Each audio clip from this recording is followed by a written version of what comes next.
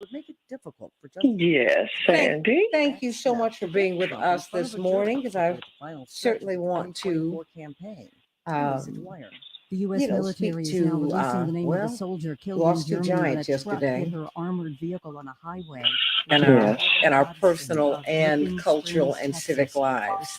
24 And I years certainly old. want to The acknowledge U.S. is already on that. Russia's list of unfriendly countries. Today, Moscow is adding Amen. more weight to the list. Okay, so Military there response you that what's go. going on today is because of Russia's war against You know, I Ukraine. got to call Norway Mickey says Warren. Did Russia can anyone choose to call end the him? war. This is AP News. I, Forgot to call Mickey. you know, Uh, Tennessee. right, I did Ludella, mm-hmm. Two Tennessee state but lawmakers forgot are hoping to Mickey. win back Yeah. their seats in a Okay, I special will. election today. And Tennessee yeah, and Representative also I Jason let Anderson and Justin the Moore younger musicians, Bryant Mm-hmm. and all of them know Reggie. spring for their Um, involvement in gun control protests. but I forgot about Mickey, and I'm sure by now he probably knows. Facebook Live sounds good for you and her. Okay. But House Um, Republican leaders I just, Yeah. it hit me. I said, ooh, wee. You know, I think I was so busy trying to, Pearson and Jones were wrap my reinstated mind by around it local and officials, confirm, but you only know, because then you temporarily. start According to calling. Right. think that their Because you don't want to. I was positions, telling they must Pearl, I advance in said, I don't today's want to special jump out there and election. say this Two until lawmakers easily won their we know, primary election in June. because I'm we found Donna out about Porter. Mark Tennessee Lovense's knows death gas prices. online. Gas is up to $3.82 a gallon this Really? morning. Oh yeah, Anita and that was Foley, like AP awful. News. Someone This is in 8:20 this a.m. chat thread just put it out WCPT there. Willow Oh, he's gone. Springs I'm like, and whoa, streaming wait. worldwide at You talked about someone who's family. WCPT820.com. What do you mean he's We gone? are Chicago's progressive You talk, can't where just say it facts like matter. that. You know. Now, your Yeah, WCPT. well, we need some etiquette for social media. From the weatherology Well, website, you know what? That- Also, people are just over unkind. cheat ski. Vicky. Mostly sunny skies You here know. for today with a high of Well, they 14. did the same thing when Pastor Gordon Humphrey dropped dead in the pulpit. Oh yeah. People jumped online immediately while they're waiting for the ambulance to come It's horrible. Saturday, to sunshine post it, and they went off on them I for mean, that. yeah, I mean, it's just wrong. I mean, that's your I latest couldn't. Chicago First of all, I weather couldn't update. believe it because I just Currently spoken with it's him 67. This is John Daniel, President late and Business the night Manager of the Sheet before. Metal Workers at Smart Local 265. because he was very Workers in concerned Illinois about shared a Jesse victory last November when the Workers' Rights and Amendment was, Mhm. was trying There to are some who believe that doing this was everything for I the can to sole help him. benefit Want to of go? I'm going to unions. get out and Although see him. unions Blah blah. I brought it mean, to the that table, was we the kind of did it conversation for the we had. benefit of all workers across our state. Mhm. Work at a coffee So shop, a sheet metal shop, or a corporate ah, office. here we All go. workers deserve a safe But and this is respectful life. workplace. The A fair beauty living is that wage we to have raise known their these families. people, Affordable and expansive health and that's Right, kind of where because they passed this way. Oh and a yeah, dignified passed on retirement through, and at the end thank of you their for working that. career. Thank you for being Mhm. this Unions way. fight I mean, every because day it was for those funny. basic rights. My phone's been This amendment malfunctioning. It's blocks time for me to get a anti-worker new one. legislation that And I was continues to talking negatively to impact my families across many other states, including and the lowering name of one of my wages and girlfriends who unsafe passed working away in conditions. 2018 just kept popping There up. was a lot of buzz when this amendment was up for a It was the vote, but I weirdest. It believe the wasn't real weird. It buzz was. I said, should be "Oh, now. okay." I said, Let's "You're trying celebrate to a reach win me, for the okay? working I love you, class. girl." Learn And more I about just threw us it. at Well, you 265. know, because I believe Mhm. we go back into This is Ron everlasting Whittingham, life. and I'm co-owner of Megan Financial. Right. Independent retirement And and there are financial times when services firm I here in remember the Chicago. week that my grandma We've built our Tibby died. business You on remember playing my long, great grandmother. teaching financial literacy to our Of clients course. to prepare All them week, for a the great week future leading up at to her death, 85 literally retirement. leading up to the day she Investments, died, she and I used to pensions, pray on the 401ks, side of the bed. well for You you. remember she had that gold We crown make sure in that her, you her front understand. tooth Give for us a call many at years. 708. Yeah. Yes. And We're she would Megan look down Financial, at me and she'd and we're your smile and partners nod in her a happy head retirement. because I Or was visit praying us at correctly, right? megent.com. And she did that all Mhm. week. That was my dream all week. Before it started like that Monday she died, that Sunday afternoon. Mm. And it hit me. I said, Grandma's believing.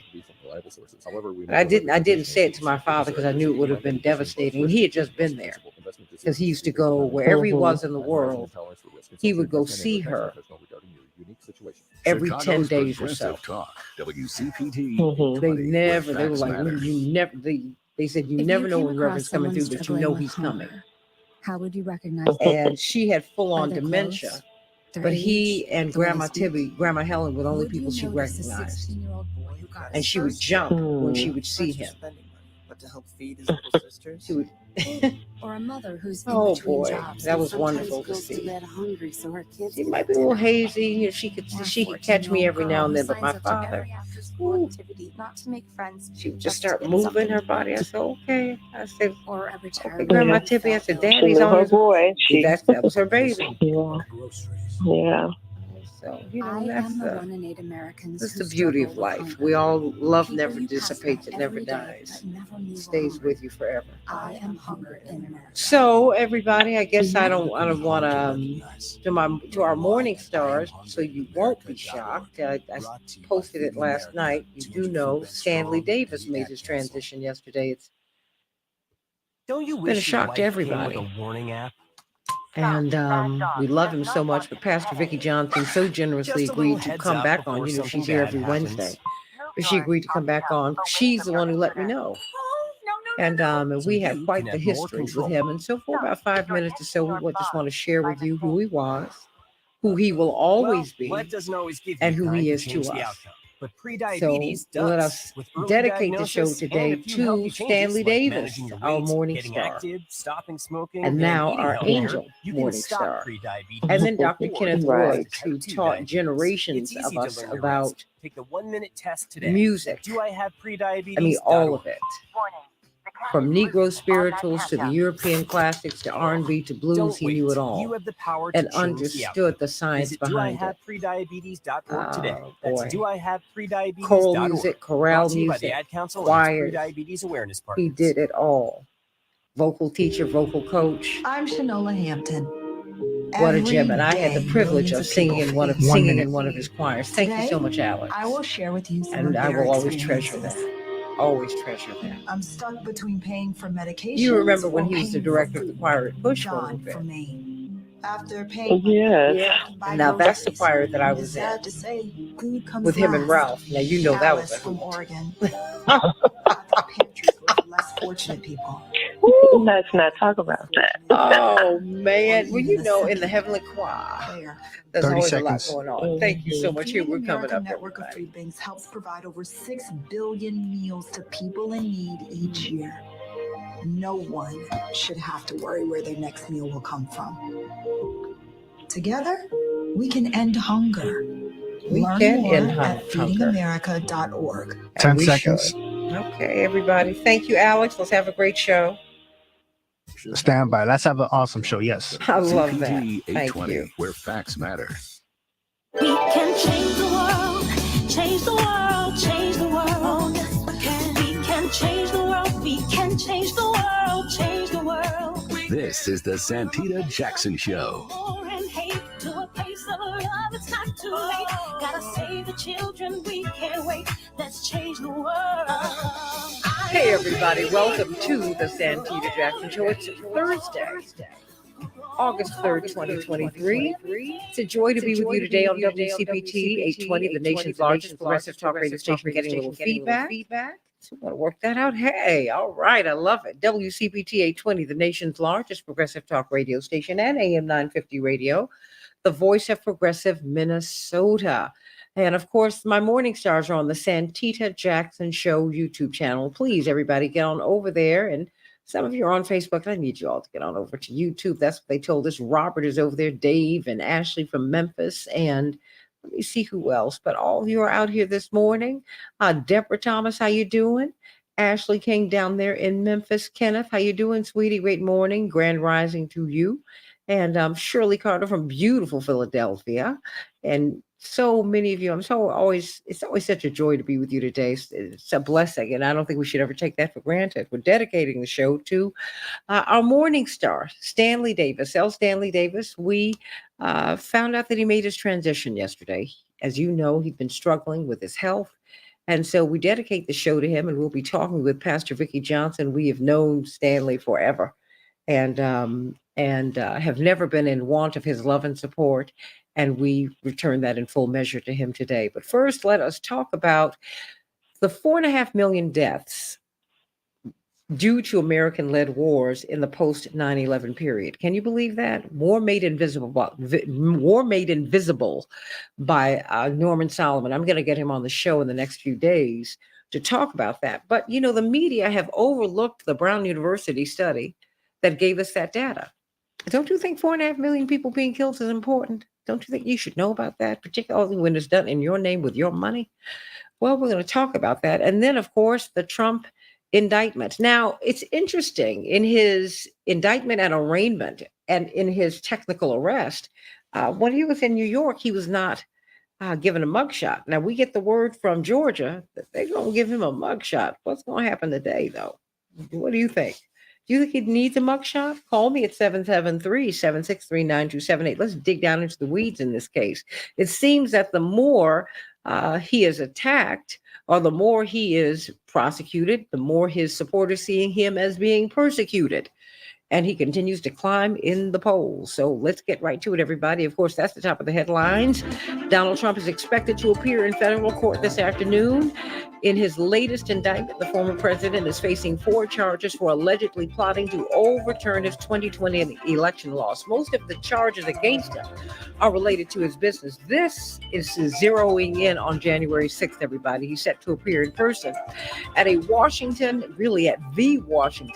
courthouse at 4 p.m. Eastern. That's 3 o'clock in the afternoon, Central Standard Time. We will all be watching. He may be asked to enter a plea. A judge will set release conditions, and there will be no video, but there will be a sketch artist to give us their rendering, their interpretation of what happens in the courtroom. The gunman who killed 11 people in a Pittsburgh synagogue was sentenced to death. Robert Bowers, 50, was convicted in June for the massacre at the Tree of Life Synagogue in October of 2018. He was sentenced by a federal jury yesterday. Justin Trudeau and his wife Sophie Gregoire Trudeau are separating. Such sad news. The Canadian Prime Minister and his wife said yesterday that the decision came, quote, after many meaningful and difficult conversations. Of course, we are praying for them and for their family. Gas prices have hit their highest level of the year. The average price for a gallon of regular grade gas hit $3.82 today. I don't know. It's almost $6 on my corner, but maybe that's just a South Side thing. AI can read mammograms as well as radiologists, or so they say. Human-assisted artificial intelligence detected 20% more cases of breast cancer than 2 experienced radiologists in a trial in Sweden, according to new analysis. That is fascinating, everybody. Of course, we're looking at FIFA, everybody. That's right, the World Cup for the women. Morocco will be facing Colombia today. South Korea will be facing Germany yesterday. Panama 3, France 6, everybody. Oil boy. And remember, you have to get points in these games in order to advance in a higher ranking. South Africa 3, Italy 2, Sweden 2. They shut out Argentina. And Jamaica and Brazil, it was a draw. Neither of them scored any goals. In Major League Baseball, the Cardinals 7, the Twins 3, the Rangers 11, the White Sox 1. What is going on with the Cubs? They scored 20 runs the other day. Guess what? Yesterday, 16-6 over the Cincinnati team. They are on fire. May they burn bright and burn on through the World Series. Go ahead, Cubs. In the WNBA, the Sky and the Lynx, they're taking the day off, but tomorrow they'll be playing. The Lynx will be playing the Liberty, and the Sky will be playing the Wings, and Chicago will have a high of 82 degrees. It will be clear. Minneapolis, St. Paul, 89 degrees, clear with periods of cloudiness. Of course, the good news today, I have to tell you, for me, for my portion, it really is about treating each encounter as sacred, as holy. There's a song in the Black church that says, "This may be the last time, I don't know." You never know when you are going to see someone for the final time. You just look up and it is the final time. And that has happened to me a lot lately. And I feel it most poignantly this morning because I got a text from my beloved sister friend, my big sister, Pastor Vicki Johnson, and I saw Stanley. And I said, wait a minute. Well, okay. Well, but it's a text. I was holding my phone, thankfully, and so I called her. I said, what's going on? I was almost afraid to look at the text, right? And you said L. Stanley Davis, our morning star, had made his transition. We knew that he'd been struggling with his health, but boy, oh boy, that was tough to hear. Pastor Vicki Johnson and, of course, Dr. Kenneth Woods, really the maestro, choirs, chorales, vocal teacher extraordinary. extraordinaire. Indeed, he knew so much about music, all kinds of music, and he knew the science of music and made sure that you sang and performed correctly and understood what you were singing. He made his transition as well. But let's first talk about Stanley Davis. Yes. Good morning, Santita. And good morning to all of the Morning Stars and friends. And good morning to our star angel, L. Stanley Davis, Yes. Professor L. Stanley Davis, a musician who honored the tradition of gospel music and a musician who was so prolific at what he did. You know, L. Stanley graduated from Northwestern. Mm-hmm. And he is one of the founding members of the Northwestern Community Ensemble, which while he was on campus, they only explored European music. But he introduced got a body of African American students. You know, their student body of African Americans has always been very low. Mm-hmm. But he gathered the ones that he could and organized this choir that still exists to today. And Stanley graduated in the early 70s. And so the mid 70s. And so this is a testament to that which he has done. He also was the one that brought the idea to Mayor Jane Byrne for the Chicago Gospel Fest. Mm. Bless his heart. And so because of him, gospel music has expanded in our fair city, and people get to hear it that otherwise would not. Not just hear it, but to experience it. Now, when we got Buck Wild, you know, he didn't go for that, but he would often send me text messages with some music attached to it and say something to the effect, now this is gospel music. Such a great supporter, and he was best friends with Nash Schaefer, yes, Senior. And after Nash's passing, he saw after Nash's boys as if they were his own, supporting them in every way that he could. So it is a tremendous loss to our community, but heaven's gain. Amen. Amen. And, you know, and if you can, in a couple of minutes, how can we sum up these lives? You cannot. But, you know, Dr. Kenneth Woods, I remember I had the honor of singing with him when I was in the choir at Operation Push, then Operation Push before it became Rainbow Push, when I was in high school. And my parents felt very good about me singing under his directorship because he was a professor, he was a teacher, and was no nonsense. And you know how mom and dad are. They love people who they appreciate education. And that's what he would bring to my father said he's the best combination of soul and science that exists. That indeed, you know, he graduated from Roosevelt. He got both of his degrees in music from Roosevelt. And he grew up in an era where people learned to play by ear, but he was a little music prodigy, and he learned how to read music. So when these other musicians would compose tunes and wanted it to be charted out, he would be the one that would chart it for them because they did not have that ability. And he worked through the Roberta Martin and Kenneth Morris music publishing companies to help to preserve our legacy in that way. And he was also a music teacher at Chicago Vocational High School. That's right. So there are tons and tons of students that are out there that know him and are who they are musically, and probably as people Yes. of standard and character because of him, because he did not mess around. He was such a great musician, and I pray for Greater Bethesda today because he was certainly a foundational musician there, serving over 30 years, and he would always bring Born to Die. Glenn Burley's Born to Die. They would do an annual presentation of that music cantata, and he did it the way that Glenn Burley wanted it done. So we thank God for his life and for his legacy. He was 94 years old. Unbelievable. Lived a rich, full life. Absolutely. And well, we've not lost. They left so much for us. But heaven has Right. gained, and we thank God for them because when your work is done, the reward is to go home.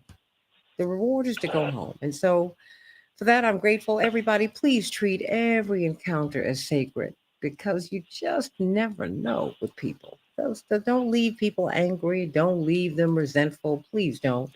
And don't leave them wanting for having known how much they have meant to you. As Irene Ware said to me, tell somebody you love that you love them today. Do it. I got 1 minute for you before we go to Dr. Knighton. Your thoughts, Pastor Vicki Johnson.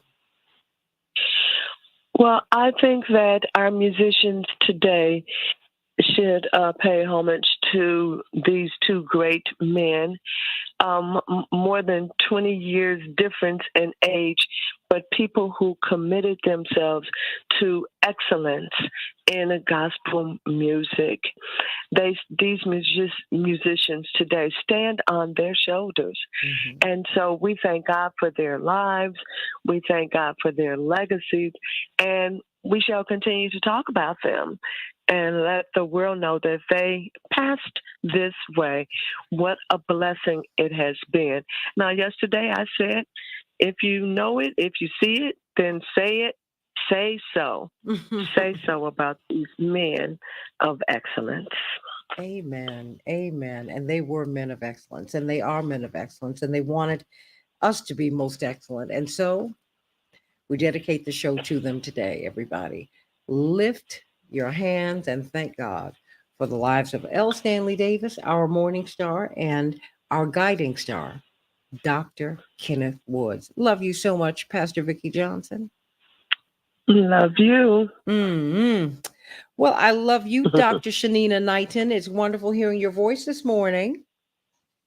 Good morning. I love you too. How are you? Oh, girl, I'm doing well. I'm doing well. Talk to me. What is on your mind today? There's just so much happening in the world of health, and particularly in infection prevention. Now we're beginning to hear more and more about infection prevention, something we hadn't really discussed. I think we would have been in a very different place with the pandemic had we emphasized that even more. But what's on your thought? What's on your mind today? So I will tell you, I think one of the biggest challenges, and I know we talked about this a couple weeks ago, but I think it's so important to understand that one of the things that I would say that's on the uptick per se is COVID right now. The other thing is also infections as a result of, it's a link to global warming climate, but what I'm actually going to say they're linked to is just global disasters, global storms, things that are happening. So when someone is experiencing severe conditions, us understanding what is happening to the environment around them. And I think that's the thing that we're not paying enough attention to. So when someone says, oh, the lights went out, well, when the lights go out, that's electricity 9 times out of 10. And if that is your refrigerator, what is the advice about keeping a refrigerator closed as long as possible so you can make sure that the food stays cold until it gets restored? It's about understanding at what temperatures, right, that it's not safe to eat certain foods because they've been sitting out for an extended period of time, or because the refrigerator went out. Something might not smell bad, and so the assumption is it's because it hasn't started smelling.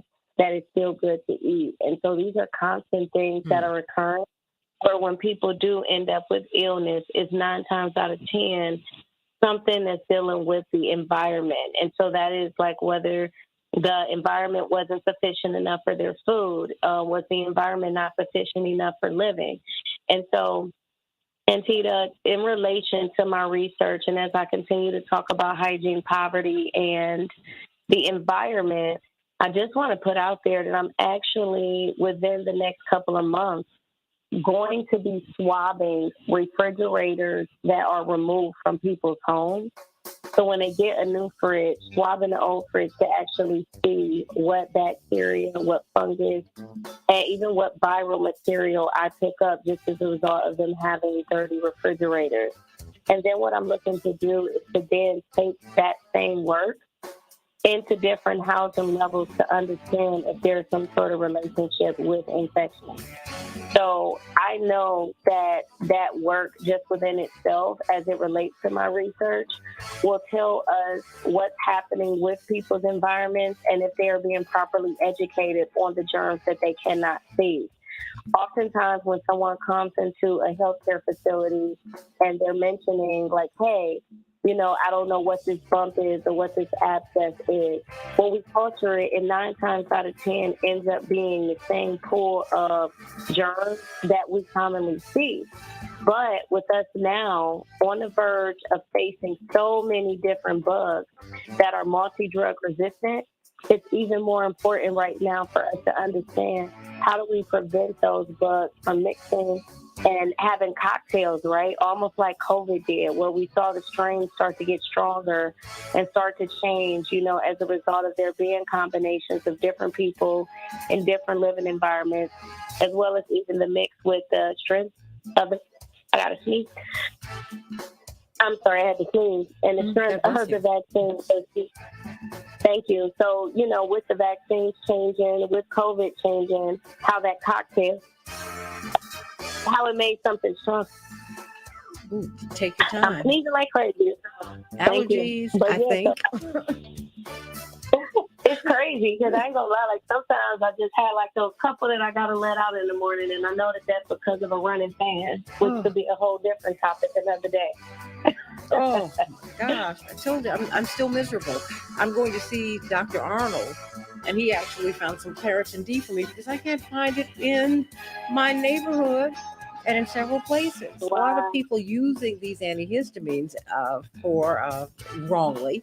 And so it's hard to find the stronger, these stronger medicines. And girl, I'm suffering. Oh, now that's scary. It is scary. It's scary, but I'm telling you, I've seen it. But you know, but I've got to run. But with all I've got to turn, but you know what? You can talk to everybody during on StreamYard. But guess what, everybody? You can reach out to her at Hey Dr. Nina, HEYDRNINA. That's her handle in social media at Hey Dr. Nina. Let's talk about 4.5 million deaths caused by American-led wars in the post 9/11 period. Wow. Why haven't we talked about that? It's a Brown University study. Back in just a minute on the Santita Jackson Show. Thank you, sweetie. I'm gonna have to get tighter with my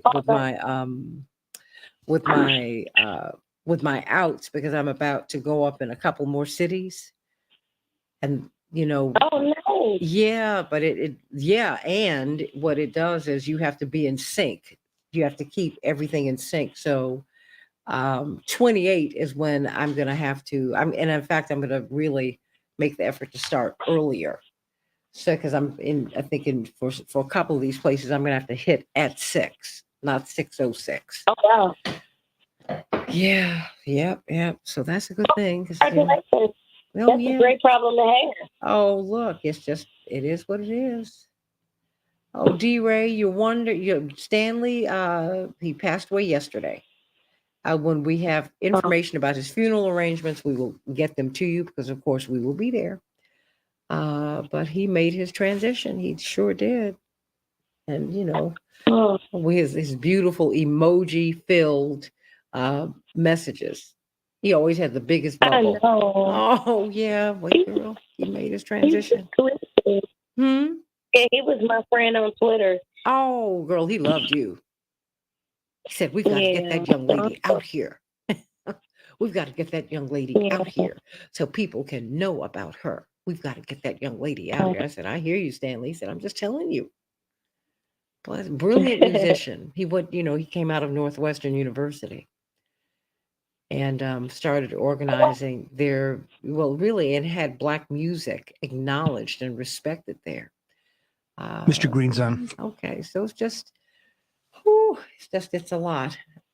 Bryce Green, how you doing? Do you want to say hello to Bryce Green? He's going to talk to us about this wonderful book, War Made Invisible. But Dwight McKee's going to listen, and Dr. Gibbs too, because one thing they're not talking about is Bryce. They dare not mention they dare not mention the 4.5 million people who've been killed in these American wars. It's like we just think it's like they don't even matter. Yeah, it's like our media system is incapable of recognizing the actual cost of war and our intent on hiding it from people. They're capable. They just won't do it. But this book has been fantastic, and I'm going to get him on next week because Norman? Oh yeah, I love him and Jeff Cohen. They hounded the corporate media when Reverend was running for president. And they even had a big meeting with the New York Times. Why aren't you reporting this candidacy accurately? We were like, well, one thing we don't have to do is have media watchdogs, because they were all over it. Dr. Gibbs is on. We have about a minute left. Okay, stand by, Dr. Gibbs. Did the coverage change after that meeting? Not really. Good morning, Santita. Hey, how you doing? Good morning. Hey, I was telling him about how Norman Solomon and Jeff Cohen really stayed on top of the corporate media when Reverend was running for president, but they let them know that they were clear that they were misreporting the candidacy. Right. And so, Right. I'll be calling Mr. McKee as soon as we go live. Okay, thank you. And they kept the record of it, and that was what was important. They said, for the record, this is what you've done. Right. And Yeah, and that's important. That was major 30 seconds. ago. Stand by, we're coming up. Alex is too sweet to tell me to hush, but there you go. He's like 30 seconds, 20, 10. Oh, stop. Shh. Okay, we're coming.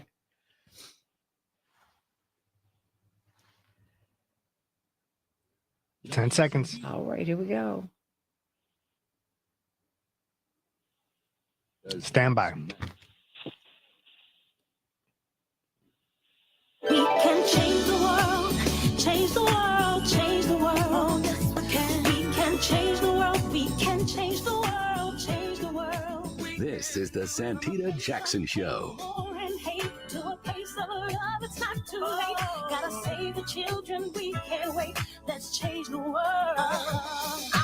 Hey everybody, welcome back to the Santita Jackson Show, WCPT 820, the nation's largest progressive talk radio station. It's a joy to be with you. Tomorrow, I hope that you will join us at the first annual Senior Resource Fair. Of course, the host is, and really the person who's coordinating this is Congressman Jonathan Jackson and his office. That number is 773-779-2400, 773-779-2400. It is tomorrow at the Kroc Center at 119th and Elizabeth. That's 10 a.m. to 2 p.m. It's a day dedicated for serving senior citizens. You will find out what services that you can access. It's so important. You can get more than a discount ticket at the movie theater. I mean, and there you're going to be able to get a free and comprehensive healthcare screening, not just your pulse. They're going to look in your eyes. They're going to look in your mouth. They're going to find out how you're doing. They're going to answer your questions about Medicare and Medicaid. They're going to discuss nutrition and wellness. But you're going to have elected officials there. Dr. Damon Arnold, the former head of the Illinois Department of Public Health, will be there. But that's just the health sector. There's social programs. There are community organizations that are here to serve you. They're governmental organizations and programs that are here to serve you. You can find out all about them, everybody, from getting a ride to what you can do when you need to vote. And you're going to have people going to be there who are going to help ensure that you're able to vote. There's going to be something fantastic. So I'm going to be there along with Congressman Jackson and many others, many elected officials. So please join us at 119th and Elizabeth tomorrow from 10 a.m. to 2 p.m. for the first annual Senior Resource Fair. You know, in the post 9/11 period, the world has just become, it's felt like a less secure place, a more hostile place. And Brown University said, you know what? Okay, it seems like we have these hot conflicts everywhere. And they have a project called The Costs of War. And they look at, they said, we're going to look at what the price that we've paid for American led wars in this post 9/11 period. Because remember, George Bush said, we're going to get them back. Oh, but to the tune of 4.5 million people? Yeah, it seems like that has happened, and only the Washington Post gave passing mention of that. 4.5 million souls have been killed directly or indirectly because of these wars. And so I said, let me reach out to Dr. David Gibbs and let me go to Bryce Green, who's written a fantastic article in Fairness and Accuracy in Reporting's newsletter, in which he's reviewing Norman Solomon's book, How America Hides the Human Toll of Its Military Machine. The book is entitled War Made Invisible. And the corporate media, well, they are making war invisible. Welcome back to the show, Dr. David Gibbs and Bryce Green. Bryce Green, talk to us. This is a review of the book, but it's also a critique of the corporate media. Please speak to that. Right. So this report came out, and it was pretty important. As you said, it demonstrated that the United States was responsible for conservatively 4.5 million deaths in the wake of 9/11. And this was the result of several different countries and several different wars, Pakistan, Somalia, Afghanistan, Iraq, Yemen, and others. And this wasn't just the war dead. This was the indirect causes. So things like malnutrition or deaths from exposure or anything that would be related to that would be exacerbated by the U.S. wars in these countries were counted up, totaled, and a conservative estimate was 4.5 million. And so this is an important figure if you want to understand how America functions in the world and what exactly the costs of its wars are. And one would expect that this figure would be reported in the U.S. media. I mean, American audiences ought to know the cost of their own policy.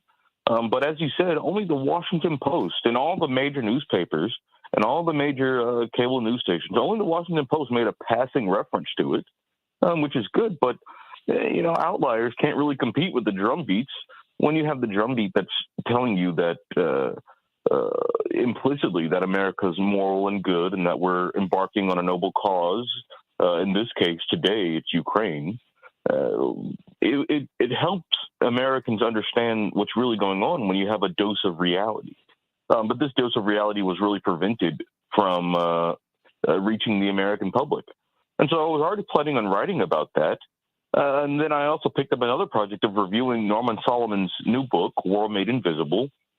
And I realized that these stories were really connected. Mm-hmm. Because how can you go about ignoring 4.5 million deaths? I mean, this is an enormous amount of death and destruction. I mean, it's higher than the death toll of the Vietnam War. It's higher than almost any American war that anyone can think of that's in our history. But why was this not dwelt upon in the Western press? There were no op-eds talking about how this number is a reflection of our character. There were no policy pieces telling us how we could avoid this terrible death toll in the future. There were no calls to hold the people accountable for these deaths accountable. But at the same time, we talk a lot on the show about the Ukraine war. At the same time, we're presented with images and commentary about how uniquely evil Russia is with respect to their invasion of Ukraine and how much destruction they're causing and how the U.S. is moral and right to defend Ukraine and their sovereignty. Well, if you talk about that and ignore the fact that the U.S. has a civilian death toll far higher than Russia or China or really any other country in the world combined in the same time period. These messages about how moral and just the U.S. is, they really fall hollow. And so for a corporate media system that's designed to, keep Americans in support of the war machine, of course they're not going to report on these things. And so Norman Solomon's book is really about how this sort of hiding of wars and their costs has been institutionalized within the American press. His book starts out with, talking about the Iraq War, and really that in the way Americans were shielded from the true cost of those wars. And he recounts many different episodes throughout this war and throughout the Obama administration, the Trump administration, and the Biden administration, just about how it's easy for corporate media to sidestep the true cost of the war, how it is for them to pick out victims who are worthy and to determine that other victims are unworthy, and how the true cost of the war is downplayed with, euphemisms like, defense spending, or sometimes we'll call wars, quote unquote, humane because we don't have boots on the ground. Meanwhile, entire families are being taken out by drones. And so these traps, I think, are worth exploring if we want to understand the kind of system that we live in. We can learn both about the true cost of America's war and also about how the media system serves to promote wars and protect the government from scrutiny. We're talking with Bryce Green, Fairness and Accuracy in Reporting. He's got a tremendous, really a review of the book by Norman Solomon, War Made Invisible. Can you imagine 4.5 million people, conservative estimates, that have been killed by American-led wars? What about 40 to 60 million people is it who've been displaced? So when we see 700 plus people dying in the middle of the ocean, when we see this mass migration all over the world, people are being displaced. People don't want to, people might not want to come to the United States necessarily or go to Europe necessarily, but they're being forced to. So there's no context, Bryce, to even their stories and their struggles. And corporate media are willfully ignoring these things. Why is it? Is it because many of them are very vested in making weapons themselves, like NBC has been in the past? Well, right. Like, not only are these media organizations major corporations, but the ownership structure often overlaps with some of the other major industries in the country, and that includes the war industry. And so there's a structural incentive for them to downplay these wars. But on a cultural level, on a more acute level, a lot of these journalists, they simply don't care about the death. They simply truly believe that they're on the right side in the ideological historical struggle. They think that America is, as I keep saying, moral and good. And so they're likely to downplay the cost of America's wars. If you ask them about this, I mean, I've talked with some friends about this figure, some friends who are, within the liberal mainstream, within the liberal beltway. And, well, you tell them that, the U.S. empire has killed 4.5 million people. They usually give me a shrug. It's like, yeah, I mean, it's not good. They'll certainly explain that it's not good, but it certainly doesn't impact their political priorities or their political beliefs. And the reason it doesn't affect them is because they don't care. They don't see these deaths as worth pursuing or worth avenging or worth taking seriously in any way. Because they believe that fundamentally, even for all of its flaws, America is better than what they consider to be authoritarian alternatives, places like Russia and China. There's this Atlantic cover story a while ago called The Bad Guys Are Winning. Well, again, none of these bad guys have a death toll like 4.5 million in the last 2 decades, and yet corporate media can call them bad guys with a straight face, and our guys are the good guys. And so a lot of these journalists just simply believe that since we're on the good side, it doesn't do well to dwell on the civilian toll of America's wars. In fact, one episode recounted in the book was how during the Afghanistan war, about a month after the bombing started, the head of CNN released a memo that said that it would be perverse to focus on civilian casualties. And they said that whenever civilian casualties were shown, the result of U.S. bombing, it should be within the context of the people who died on 9/11. In other words, if we're going to show civilian casualties, we want people to know that those civilians had it coming because our civilians suffered. And, the head of Fox has said that this was an excellent idea. And so this was CNN, one of the most trusted institutions in news, at least at that point The in most the early trusted name in 2000s. news. What are you talking about? Exactly. and they were telling their people to manipulate images so that audiences would not feel as much sympathy for civilian casualties, for the civilian victims of Americans' bombing. And fast forward 20 years, it's in sharp contrast with the way that the Ukraine war is covered. Civilian casualties are really what dominate the coverage, especially in the early days of the war. They were drilling it into our heads how awful it was for the civilians and how evil the Russians were for inflicting this. And so you can really see how the corporate media has victims that are considered useful to its ultimate goal of promoting the American ideology, and they see victims that are not useful for promoting that goal. And some victims need to be ignored, like the ones in Afghanistan and Iraq. Yeah. And so you really have this robust corporate media system of censorship, of self-censorship, of filtering that prevents the reality from getting to the American people. Call us at 773-763-9278. The manipulating of the images, the manipulating of your feelings without giving you the information. Dr. David Gibbs, historian from the University of Arizona. It just... Yes, good morning. Good morning. I mean, how does one reach the appropriate conclusion when there's such... there's just no integrity here. There's so little, there's so little integrity here. Because, you ultimately have to do what your editor says or what the head of the network says. And this is not right. 4.5 million people dead, conservative estimates, that matters. 40 plus million people, 60 million people displaced from their homes, that matters. And it shifts our politics. It changes how we live. But none of that's being reported. Well, there have been numerous studies in history and political science that show that the media tends to be very patriotic in the United States and basically follow whatever the U.S. foreign policy happens to be and act as and present a justification for it. That, to a large extent, is the role of the prestige media. I think that's how the top correspondents see their role. The only major exception to that was Vietnam after 1968. There was a split in the media, and some elements of the media and the foreign policy establishment did become critical of the war after the war was clearly being lost and going very badly. But that's the only major exception, really.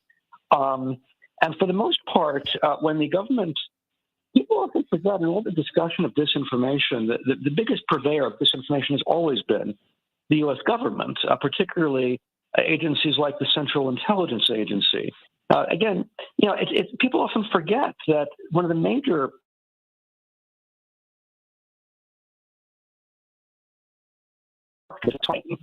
and the CIA is an agency that, by its very name, lies systematically. And I think newspapers like the New York Times and press agencies like CNN see it as their job to simply reprint whatever agencies like the CIA or the State Department say, and present them as if they were sort of obviously true, and just disregard all the evidence we have over many decades that these are not reliable sources. And so this is a long-standing problem. I mean, Noam Chomsky has, very famously co-authored a book with Edward Herman, The Manufacture of Consent, about the sort of systematic disinformation emanating from the U.S. government. Again, I get very queasy when I hear people talk about the problem of disinformation.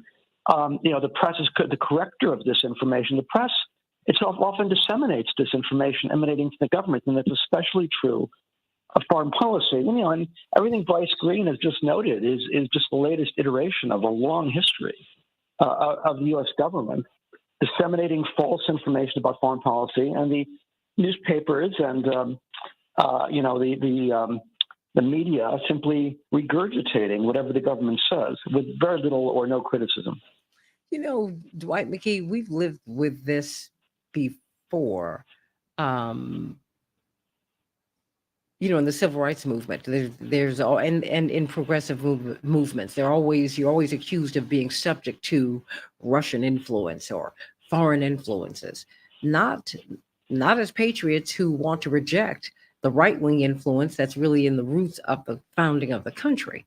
What say you about this, just the whiteout, if you will, of 4.5 million deaths at least, 40 to 60 million people displaced at least by the American media? I mean, how does one make war invisible?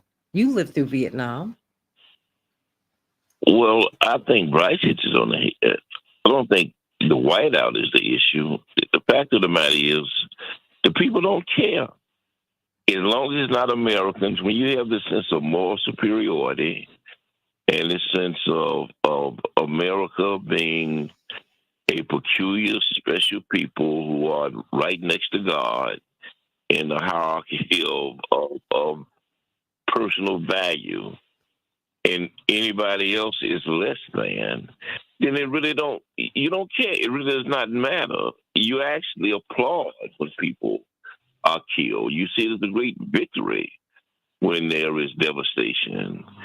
And it's really a problem of conscious immorality and being able to understand seeing your fellow man as your brother rather than your adversary, your enemy.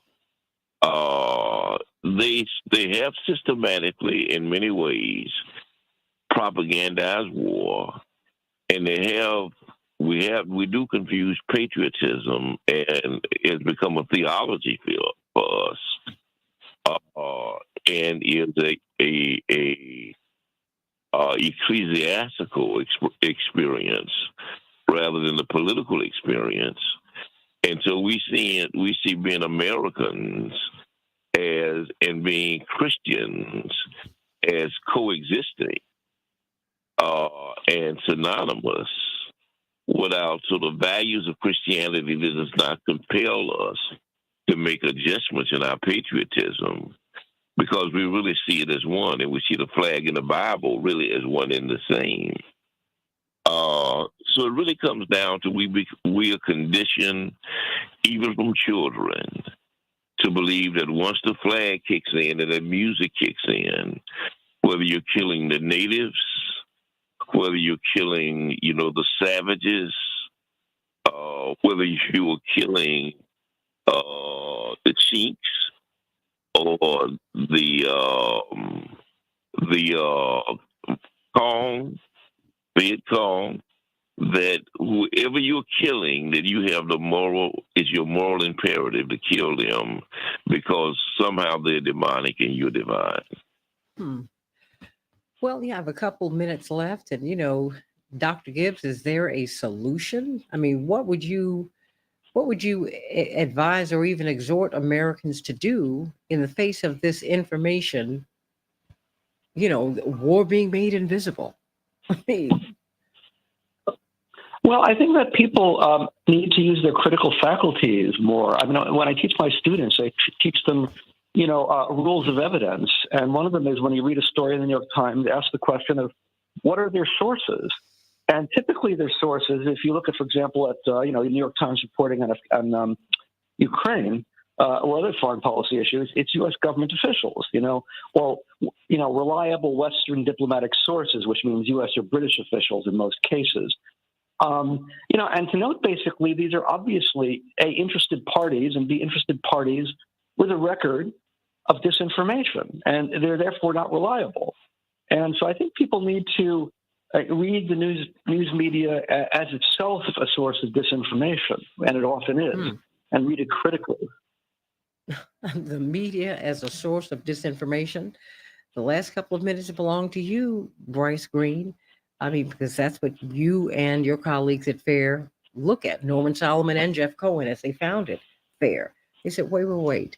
You need to look at media critically, and you have to start asking some questions. Why is that important for people to do, particularly Americans at this time? Caller.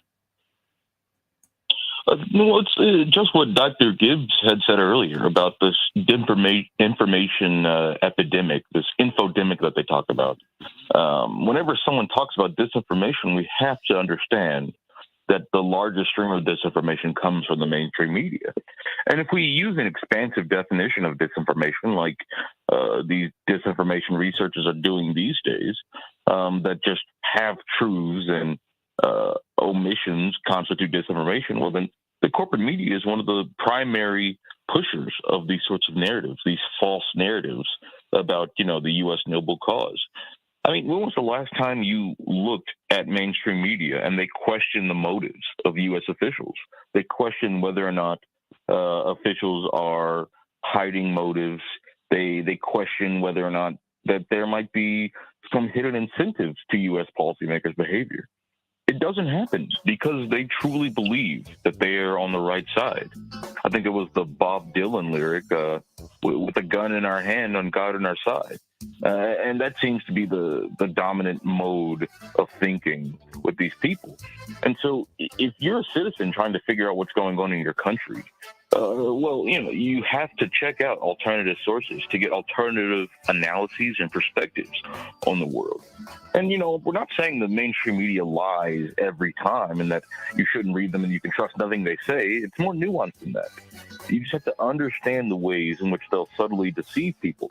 When you see all these images of civilian casualties, you should ask yourself, what message are they trying to tell? Is this proportional to reality? Are they trying to make heroes and villains? And if so, why? And I think having that basis to question the media will be the only thing that protects our democracy from being completely swallowed up by the propaganda machine. And if we're going to have a democratic society, we need to be able to think outside of that narrow imperial box. And ask those questions as 3,000 reservists, at least, are being called over to Ukraine, American reservists. So you won't be surprised. Yeah, that's right. Alternative, so-called alternative, look, media who are not corporate owned. We've been asking the questions that really would make that moment unsurprising to you. So please support fairness and accuracy in reporting and continue to follow Dr. David Gibbs. Let's talk about former President Trump. Boy, oh boy, he's leading in the polls for the Republican nomination, and yet he's facing yet another indictment, another arraignment, and arrest today. Will they give him a mugshot? That didn't happen in New York. In in Georgia, they're saying, oh no, we will give him a mugshot. Will that happen today? That was more of the Santita Jackson Show in just a few minutes.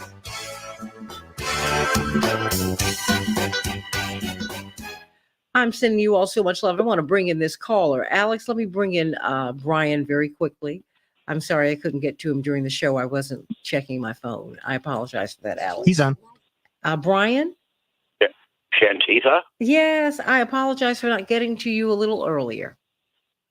Oh, that's fine. Good morning. Good morning. I just wanted to say yesterday I caught on television on one of the news channels, I forget which one, a 1994 clip of then Senator Joe Biden saying, I was shocked that he said, for me, it makes no difference to me if Haiti were to sink into the Caribbean Sea. Mm-hmm. And then I was thinking of this is shocking. Now, why were you shocked? Did Brian go? Oh, wow. He shouldn't be shocked. I'm sorry. I pressed the wrong button. No, that's all right. These things happen. I hope Brian will call back. We shouldn't be shocked because he's always had very conservative politics. I just saw something from November, I think, of 1993 when he was talking. I'm going to find this clip because it's a lot in which he's talking about all these ostensibly black children who are being born out of wedlock, and because they're born out of wedlock, they're born without values. Because they're born without values, the society is going to collapse. And but that's vintage Joe Biden. Unfortunately, he's not conducted his presidency that way. But you need to know his history. Don't be shocked. Don't be fooled. And there you have it. Dwight, were you about to say something?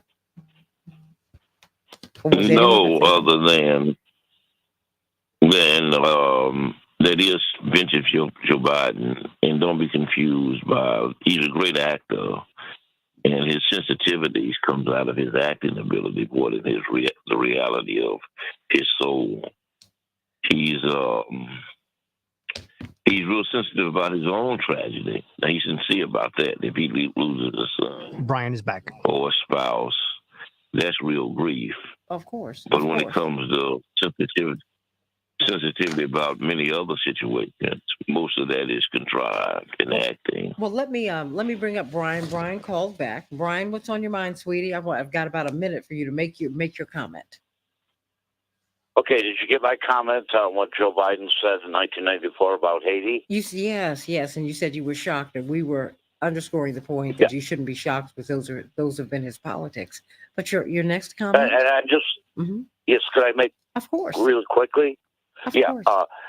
When Barack Obama was president, he reduced sanctions on Cuba. He should have lifted got rid of the embargo. Then Trump became president. He slapped on 400 sanctions on Cuba. And then when Joe Biden became president, instead of reducing sanctions, he added more sanctions.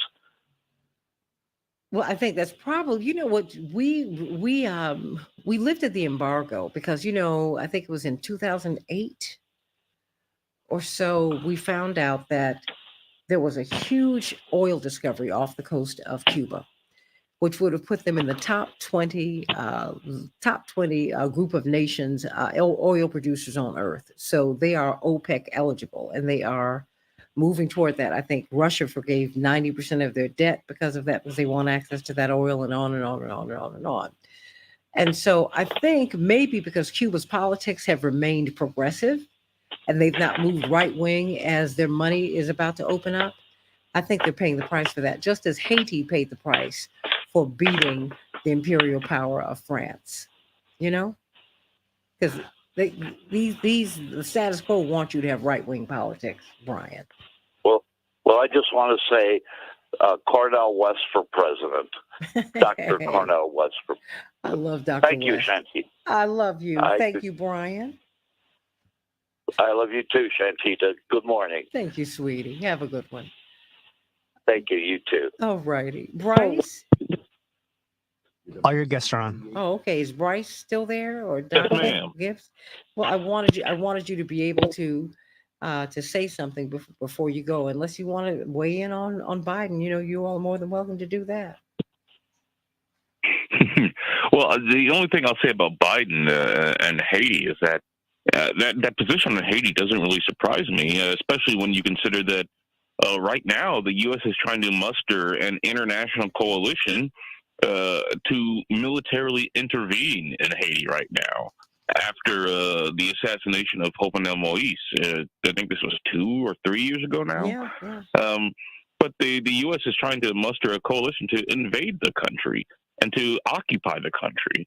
If you know anything about the U.S. history in Haiti, you know that this is simply a pretense for more imperial expansion. The U.S. overthrew the government of Haiti 2 times in the last 3 decades alone. At least. And they've, at least, that's openly acknowledged these days. And they consistently make sure that that country remains poor and underdeveloped deliberately. And so the idea that the U.S., that Joe Biden doesn't care whether or not Haiti sinks into the sea, I mean, that's just par for the course. I mean, they don't care whether or not Palestine sinks into the sea. They don't care whether or not Iraqis get blown up. They don't care whether or not Afghans starve. They don't care about any of these people.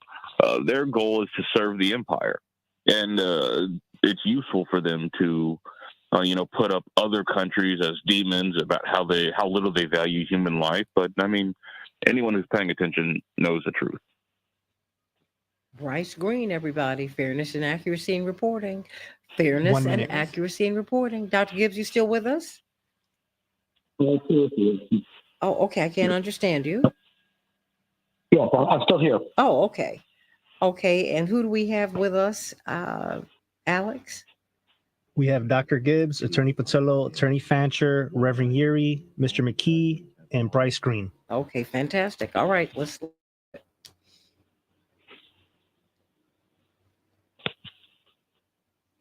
30 seconds.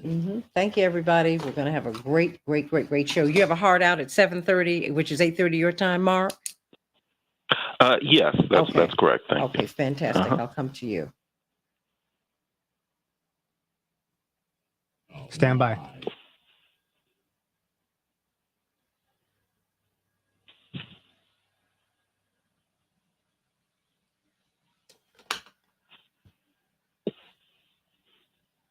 We can change the world, change the world, change the world.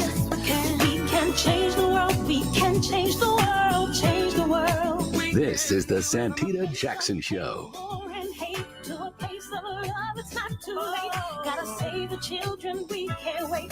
Let's change the world. I am crazy. Hey, everybody. Welcome to the Santita Jackson Show. It's a joy to be with you on WCPT 820, the nation's largest progressive talk radio station at AM 950 Radio, the voice of progressive Minnesota. I hope you will meet my morning stars over here at the Santita Jackson Show YouTube channel. We're dedicating the show today to one of our brightest morning stars, L. Stanley Davis, who made his transition yesterday. So heartbreaking, but we know that heaven has an angel directing the choir, giving us great music. And we know that Stanley is watching over us, and we just hope that we can share with Stanley today just how much we love him. And of course, the iconic Dr. Kenneth Woods. No one who went to high school in the 60s, 70s, 80s, 90s, even 50s could have escaped Dr. Kenneth Woods if you were serious about music education. And that spilled over into how we lived our lives, because Dr. Kenneth Woods and L. Stanley Davis demanded excellence. And they wanted you to comport yourself in an excellent way. They wanted you to not just to do that personally, but professionally. And we need educators like them. We need human beings like them. And we just thank God that we have been touched by their lives, touched by these angels. L. Stanley Davis, everybody, our morning star who is gone to be with the angels today. Please give him some love, give him some love, give him some love. And Angela, it is your birthday today, girl. Happy birthday. Give Angela love, all the morning stars. Give it to her, give it to her. All right, everybody, let's talk about President Trump. Former President Trump will be arraigned today. He will be arrested. Will he be given a mugshot? That didn't happen in New York. The officials in Georgia are saying, oh no, he's going to get a mugshot. What do you think about that? Call us at 773-763-9278. The barricades are up in Washington, D.C. It's only blocks from the Capitol, this particular courthouse, everybody. He's expected to appear in federal court this afternoon as he's facing 4 more charges for allegedly plotting to overturn his 2020 election loss. His other charges really are related to his business, but these charges are related to January 6th and will happen at 3 p.m. Central Standard Time, 4 p.m. Eastern Time. The gunman who killed 11 people in a Pittsburgh synagogue was sentenced to death. Robert Bowers, of 50, was convicted in June for the massacre at the Tree of Life Synagogue in October 2018. He was sentenced by a federal jury yesterday. Justin Trudeau, the Prime Minister of Canada, and his wife Sophie are separating. Such sad news. The Canadian Prime Minister and his wife said yesterday that the decision came, quote, after many meaningful and difficult conversations. And indeed, they are asking for your good wishes, your prayers, as they really seek to co-parent and keep their family together. Gas prices have hit their highest level of the year, everybody, and AI can read mammograms as well as radiologists. And indeed, according to the Swedish study, in some cases, they can detect 20% more cases of breast cancer, wow, than the human eye. What does that say to you, everybody? Nose picking is linked to a higher risk of COVID. Remember, Dr. Knighton talked to us about washing our hands and infection prevention. Those are just some of the headlines, everybody. In Chicago, we're going to have a high of 82 degrees. It will be clear. 89 degrees on Minneapolis, St. Paul, clear with periods of clouds. Of course, in the Women's World Cup, Morocco will be facing Colombia today. South Korea will be facing Germany. And yesterday, France was triumphant over Panama 6-3. South Africa was triumphant over Italy 3-2.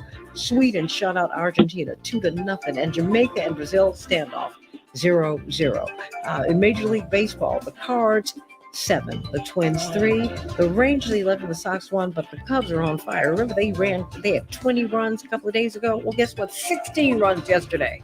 16-6 over Cincinnati, everybody. The WNBA, our teams, the Lynx and the Sky, have the day off, thank goodness, but they are practicing. They're going to have a really exciting weekend, everybody. And of course, those are some of the headlines on the Santita Jackson Show. Everybody, I hope you'll join us tomorrow at the first annual Senior Resource Fair, sponsored by Congressman Jonathan Jackson at 119th and Elizabeth. Free health screenings, not just your pulse and just these cursory exams. They're going to look in your eyes. They're going to look in your mouth. They're going to see how you're doing. Medicare, Medicaid questions. If you want to know what services are due you, not just in the area of health, but social services, there is a lot that you have access to that you don't know about. We're going to have elected officials and heads of agencies at the Kroc Center at 119th and Elizabeth. Don't miss it. It's from 10 a.m. to 2 p.m. tomorrow. Nutrition and wellness experts will be there talking to you about how you can eat your way into good health. Various organizations where you can get free or almost free assistance. Come on, everybody, the first annual Senior Resource Fair. And I want you to own these homes. That's the cornerstone of American wealth. If you are a first-time home buyer, which means you have not owned a home within the past 3 years, Team Hochberg wants to talk to you. You need to call them at 855-56-David, 855-56-David. They are your trusted local lender. If you have not owned a home in the past 3 years, this program just might work for you. I mean, the numbers for people who are owning homes, first-time home buyers, is continuing to drop at a rate that is frightening Fannie Mae and Freddie Mac. And so they've come up with a program that is going to incentivize you to buy a home. Indeed, they want to turn those numbers around because they know that the cornerstone of an American's wealth is home ownership. So this program can end at any time because it matches the substantially lower mortgage rates. If the mortgage rates rise, the program will go poof. So take advantage, everybody. Call Team Hochberg at 855-56-David. If your total home income, if the people who run your home have an income that falls below $105,700 and you've not owned a home within the past 3 years, this program might work for you. So call Team Hochberg, everybody. This is your opportunity to establish multi-generational wealth.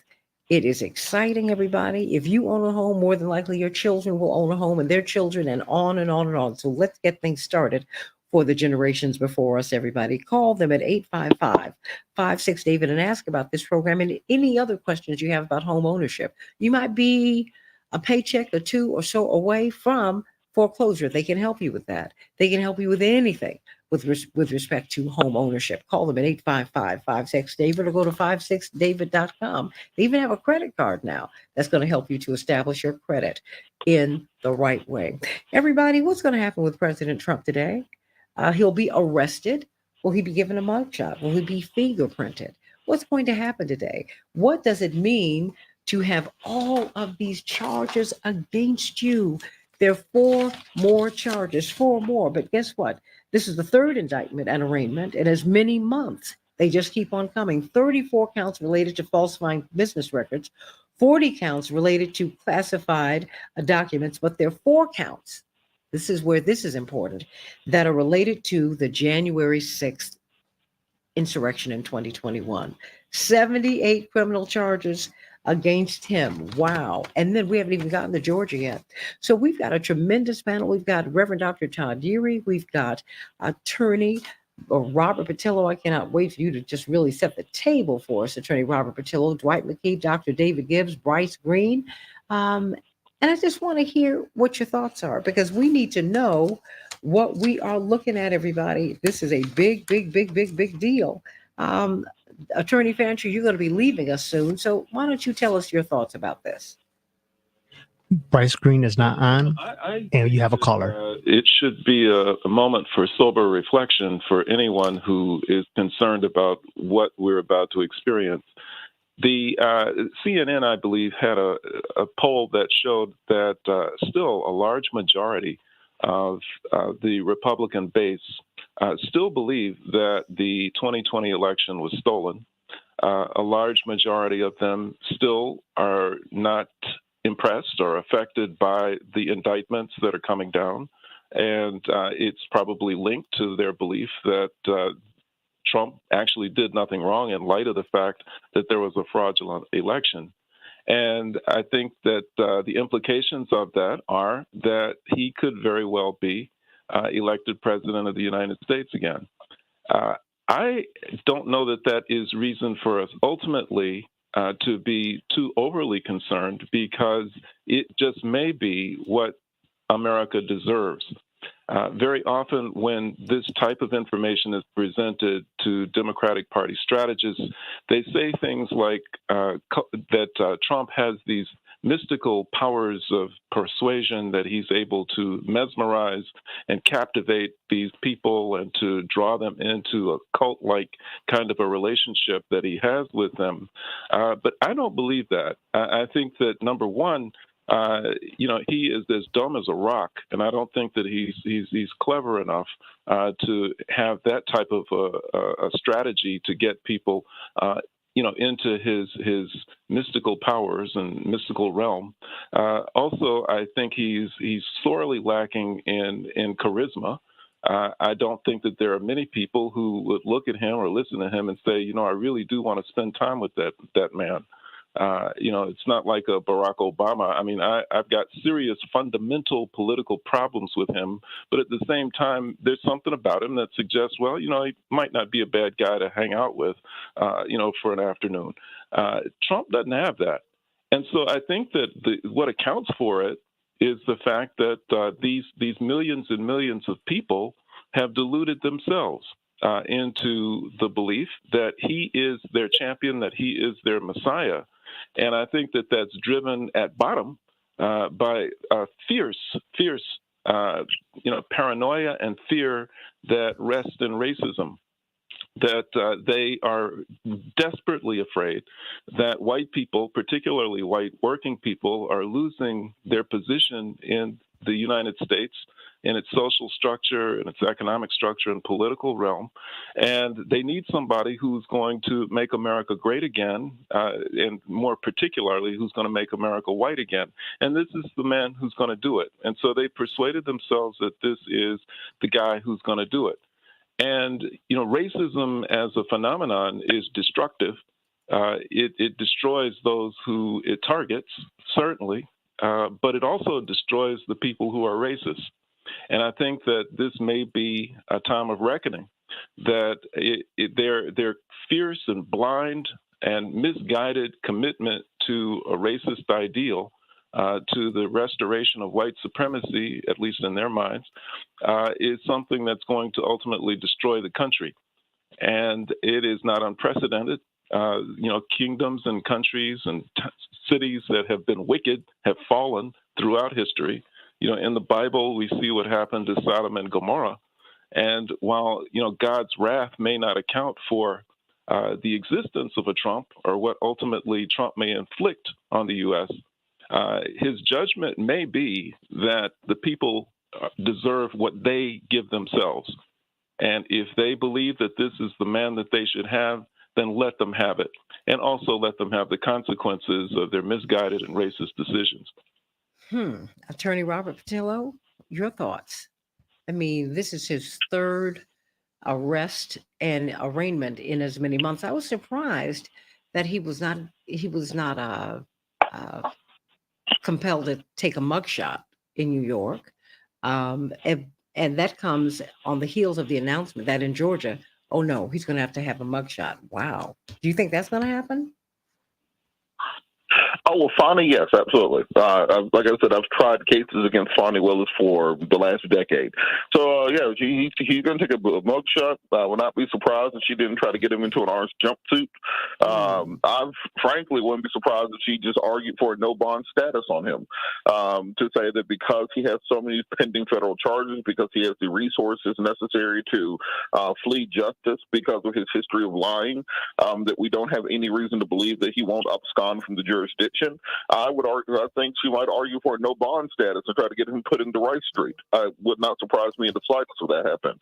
And I think that to the previous point, the fact that we have so many people in this country that you can, if you look at Jack Smith's indictment, one of the charges he's indicted on is basically inspiring or conspiring with people to disrupt Congress. That's a very clear indictment point.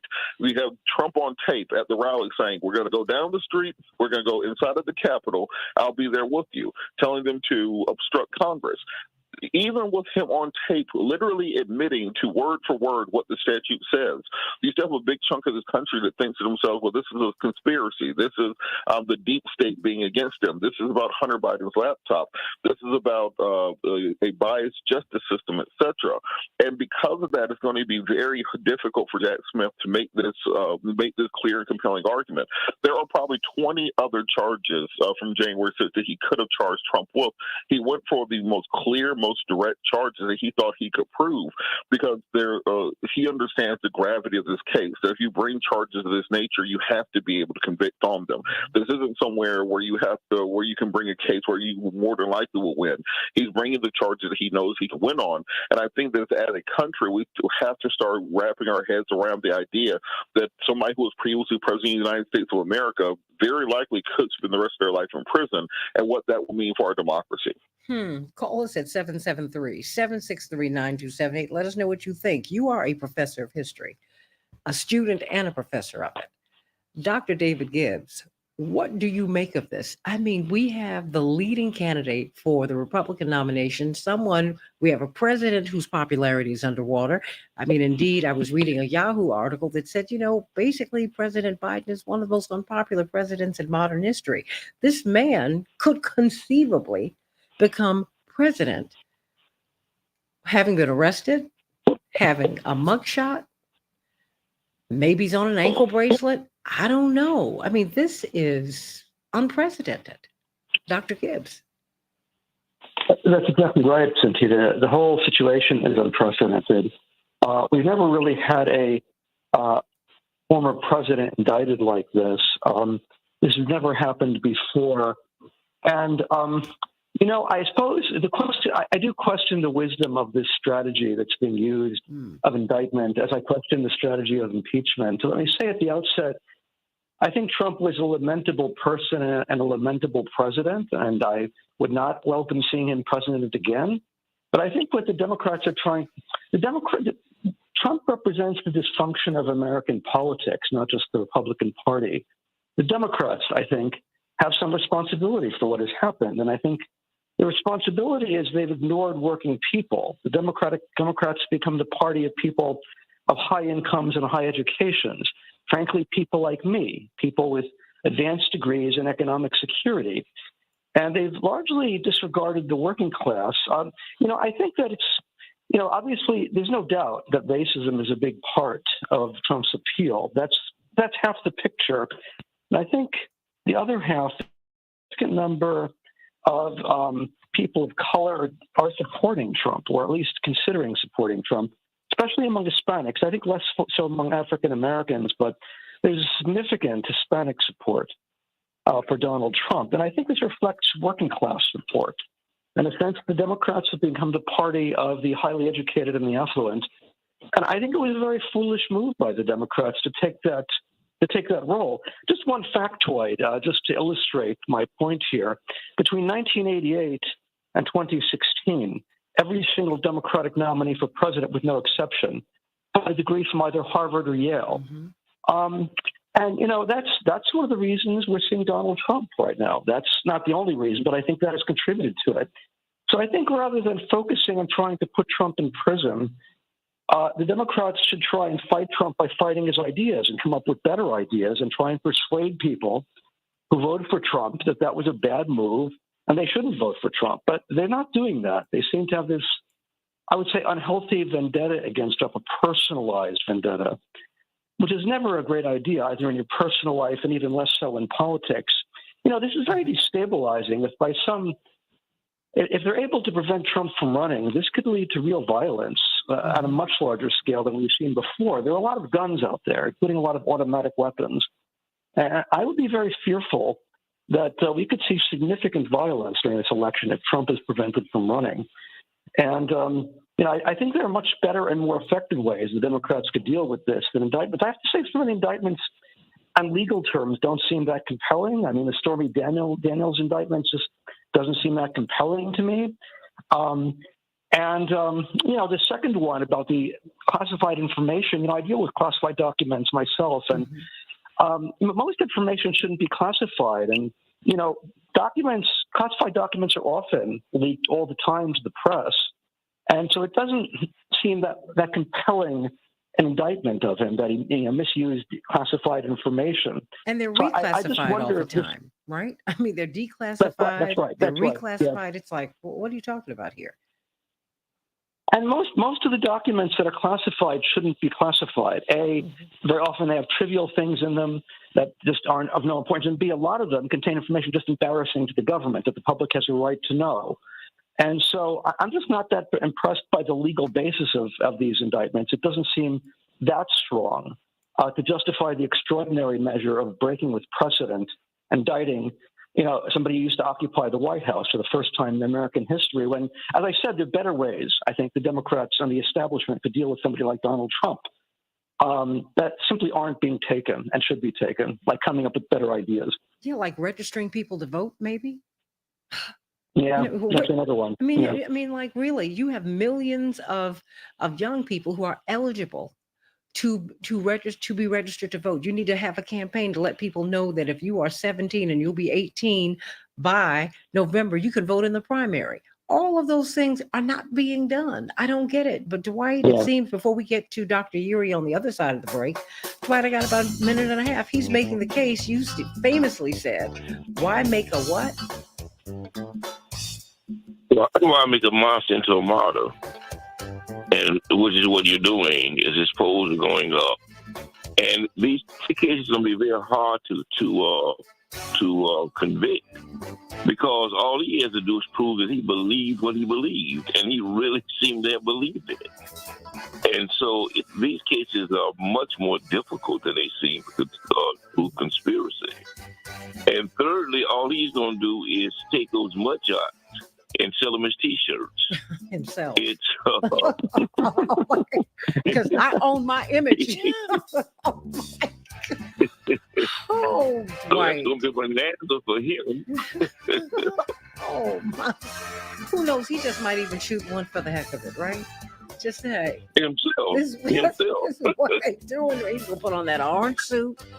Oh man! I mean, and most of they're and wait a minute, they're taking apart his business. They're not taking him apart on January 6th. This is the first January 6th charges.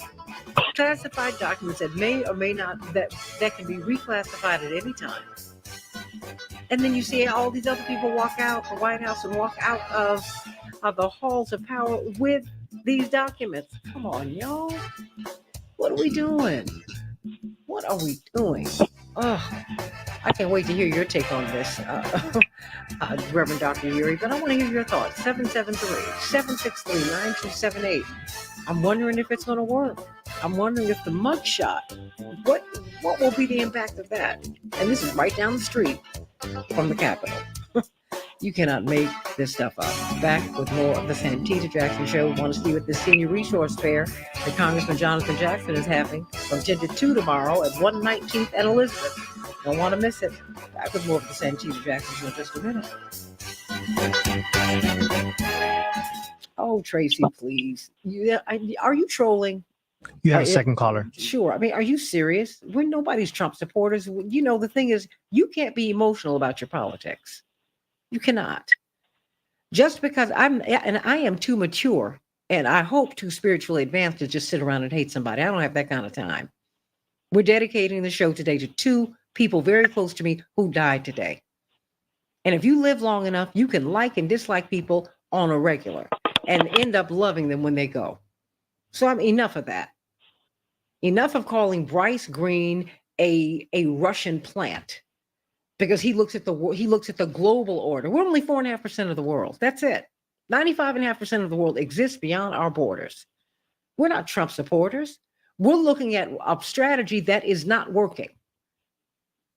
Tracy, what the Democrats are doing right now is not working. All they're doing is entrenching this man's influence and power. That's all they're doing. He's becoming more popular by the day. I've seen them do it. The more people beat up on Reverend throughout, because I grew up with a controversial figure. Oh, no. Reverend's got Parkinson's now. He has trouble speaking. So people view him more sympathetically. But I'm his eldest child. When I grew up, Dwight, as you recall, we had the Chicago police outside and a black security force inside. I was driven to school every day by someone who had a gun. I had to be. So you want to talk about controversy? I get it. And let me tell you, the more the Reverend's detractors attacked him, the more his supporters supported him. That's how it works. What they're doing to Trump is not working. And these are the first charges related to January 6th. Everything else is about his business. And people fudge the numbers with their business every day. Their business is, well, their business.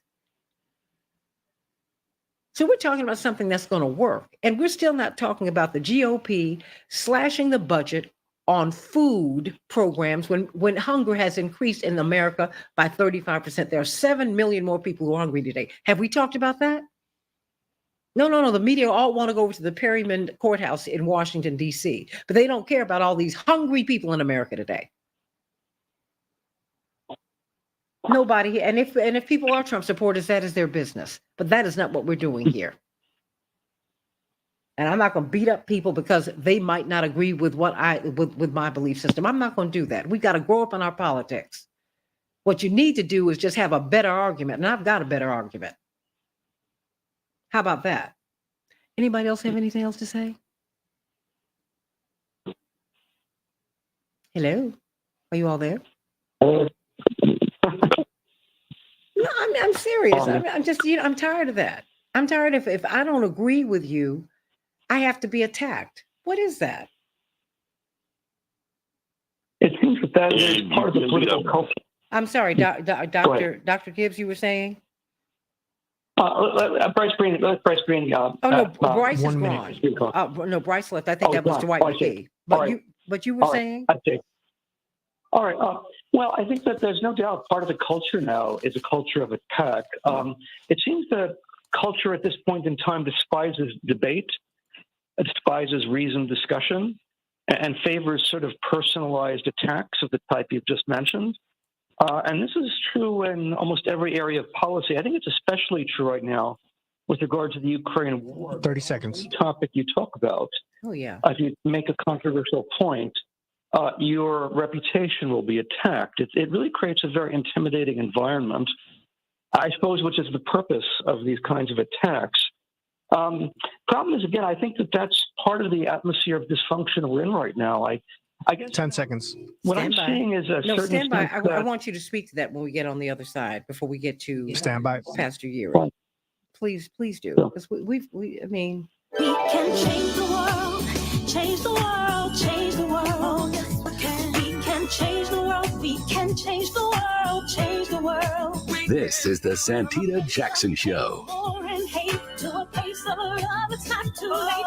Gotta save the children, we can't wait. Let's change the world. Hey, everybody. Welcome to the Santita Jackson Show, Thursday, August 3rd, 2023. Wow. You're going to see President Trump face arraignment and arrest today in Washington. What's that? What's going to happen? Now, he was arrested and arraigned technically in New York. He was not mugshotted. He was not fingerprinted. In Georgia, they say, oh, no, he's going to be mugshotted. And Attorney Robert Patillo has faced off as a lawyer against prosecutor Fani Willis. And he said, oh, no, she's going to make him do that. What's going to happen in Washington? They're a little bit more genteel in Washington. The knives are much sharper. You look up and you've been gutted, you've been defenestrated without even knowing it. You look up and your innards are on the floor. But that's the nature of power, everybody. Call us at 773-763-9278. We've been talking about, and I just love you, Tracy, and a lot of people feel as you do, that because I'm not sitting up here waving a flag saying I hate President Trump, that I must be a supporter. No, that's too immature. That's too facile. And you're too smart for that. And we're not going to do that. We're in this cancel culture that if you don't agree with me, I stop speaking to you. I saw people do it during the Obama run for the White House. It's the craziest thing in the world. And it kills debate. And it's very, very much what the intelligence community wants us to do. They are the ones who came up with the phrase conspiracy theory to shut down dissent and discussion. So if you don't agree with what you see on CNN and MSNBC, who they have been among the most prolific producers of military weapons on earth. So do you think they're going to support peace? Really? Come on, Dr. Gibbs, you were speaking to that during the break. Well, there's this general dysfunction in American politics, and I see Trump as much more the symptom of it than the singular cause. And, as part of that dysfunction, we have an atmosphere of personalized attack and hatred, not so much based on principle, but I'd say more of a kind of tribalism, just my tribe versus the other tribe. It's very difficult to have a reasoned discussion because anytime you take a particular position, the response is not to show why you're wrong or give a different point of view, but to denounce you as a person and to intimidate other people from speaking. And that's the world we're living in right now. And I think that, as I mentioned before, the concern I have is this could very easily escalate into active violence. Why do you say maybe that? some of the worst we've seen in a long time. What's that? Why violence? Well, the level of hatred is such. First of all, there's such a sense of looking at half the country looks at the other half of the country as almost like a foreign enemy, a direct threat to their existence. And, added to that mix, you have the fact that a lot of people out there, mostly on one side, but sort of on the, Trumpian side, have guns, including automatic weapons, all right?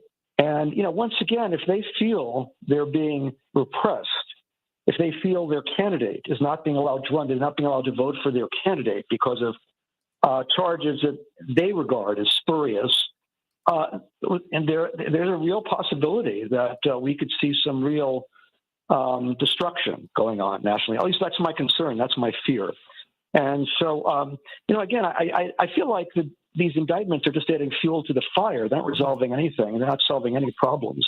They're just making the problems worse. I just see we could have significant escalation. I mean, I hope I'm wrong. Let's put it that way. Well, I hope I am too, but I also know that indictments themselves and investigations are political in nature. Dr. King lived under IRS audit for his entire public life. He was followed by the FBI his entire public life. The head of the FBI personally tried to get him to kill himself.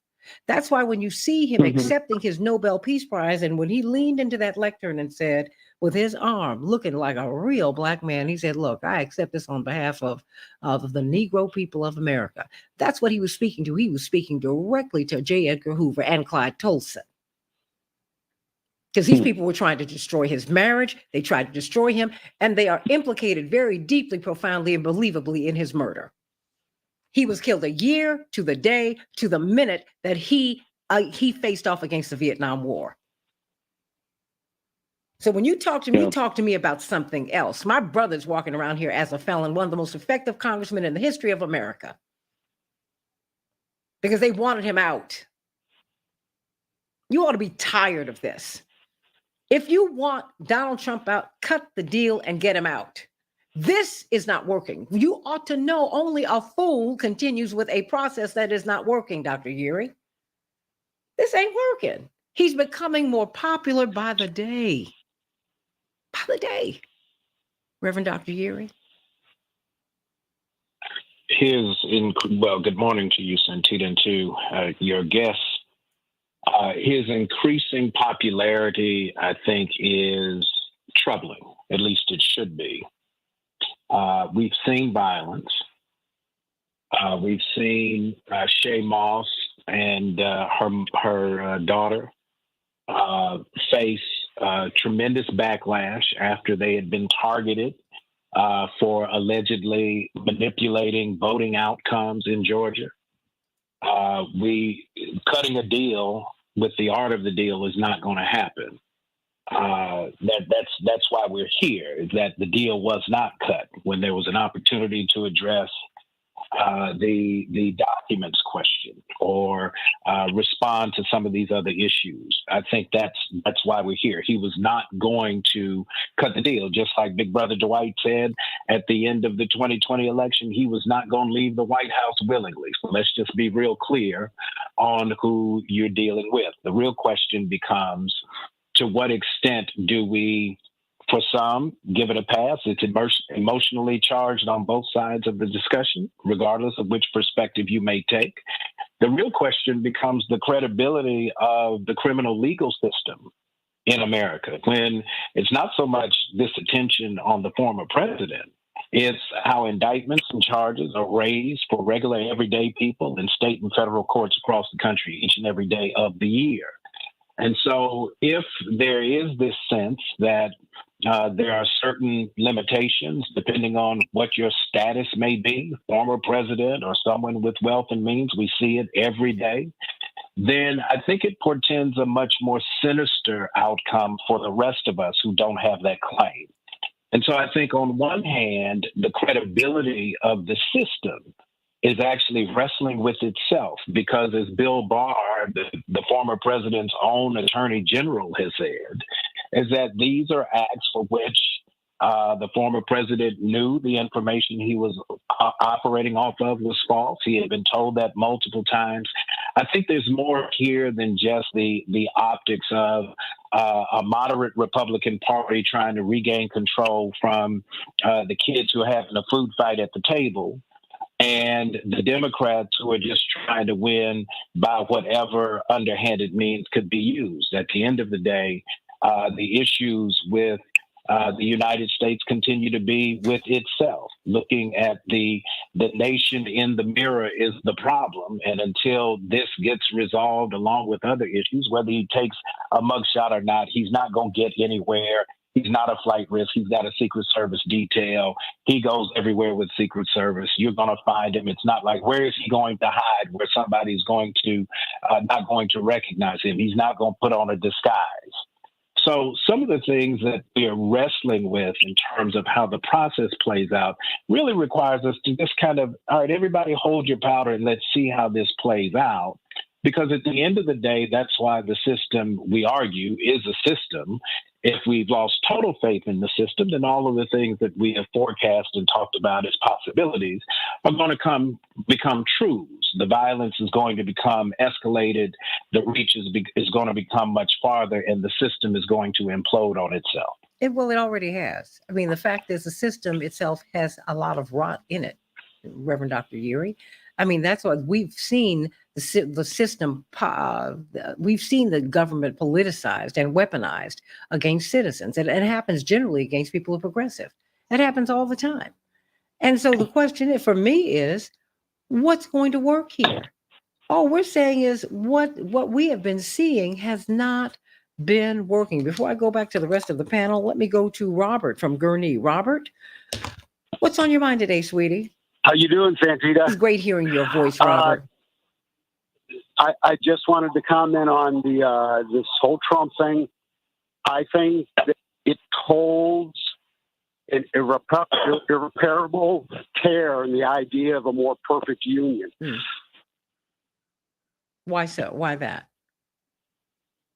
Robert? Society where both sides are absolutely on one side or the other. These are the remnants of basically our history and our Civil War. I think, additionally, liberals that are listening out there, white liberals, because I'm white and I'm going to speak from a white perspective, you need to realize that the leadership of the Democratic Party is corrupted and rotten to the core and will not lead us or protect us. The Democratic Party vigorously asserts this benign, ridiculous worldview and fights every time someone tries to emerge into it and be more of a street fighter, because that's what you need to deal with the right-wing white supremacy. I think that this election that's coming up in 2024 I think it is precariously on the verge of either Biden or, if Trump were to win, the establishment of martial law. And the way that the right wing can do that is the same way it's been done in every other country in Europe. They stage terrorist attacks around the country. They create absolute confusion, and people will welcome a militarized society. That'll be a shocking event on everybody, but you better be prepared for it. Finally, the last thing I want to say that the left needs to understand is that the white supremacist right wing is prepared to kill people. If you don't recognize that and start to prepare for your own self-defense and the protection of your family, you are walking into just a melee of hell. And it's time that we recognize this. The old days are gone. We're not going to be a unified country. We are going to be something different in the decades that come. What that is unclear. However, I'm saying a powerful adversary must be responded to with an equally powerful response. And we have to quit being pacifists. I'm not a pacifist, but the Democratic Party has to quit being pacifist and start to get a spine and stand up in principle to what the right wing is doing, what the Republican Party is doing. This division is based on principle. The left is rooted in the ideals of humanity and equality. The right wing is entrenched in the concepts and the tradition of white supremacy. Those are principle difference. There is no room for compromise. That's where we're at. This reality will become more and more profound as each month and day goes by. And white liberals need to literally wake up because it's here. It's the way it is. Empires decline. Things change. That's where We have another caller. It's going to move much faster than any of us expect because we're in the modern era where information streaks around the world in just seconds. And another little thing, that the idea that just an observation people should make about that this empire is collapsing is many of your guests commented earlier in the week about what's going on in Africa. I am just totally impressed to see that continent, to see those people say, we've had it with this stuff. And if you don't think that's going to have an accelerating effect on all conditions around the world, people are very naive. The world is rapidly changing, and we have to be prepared, and we have to be realistic, and we have to stand on our principles.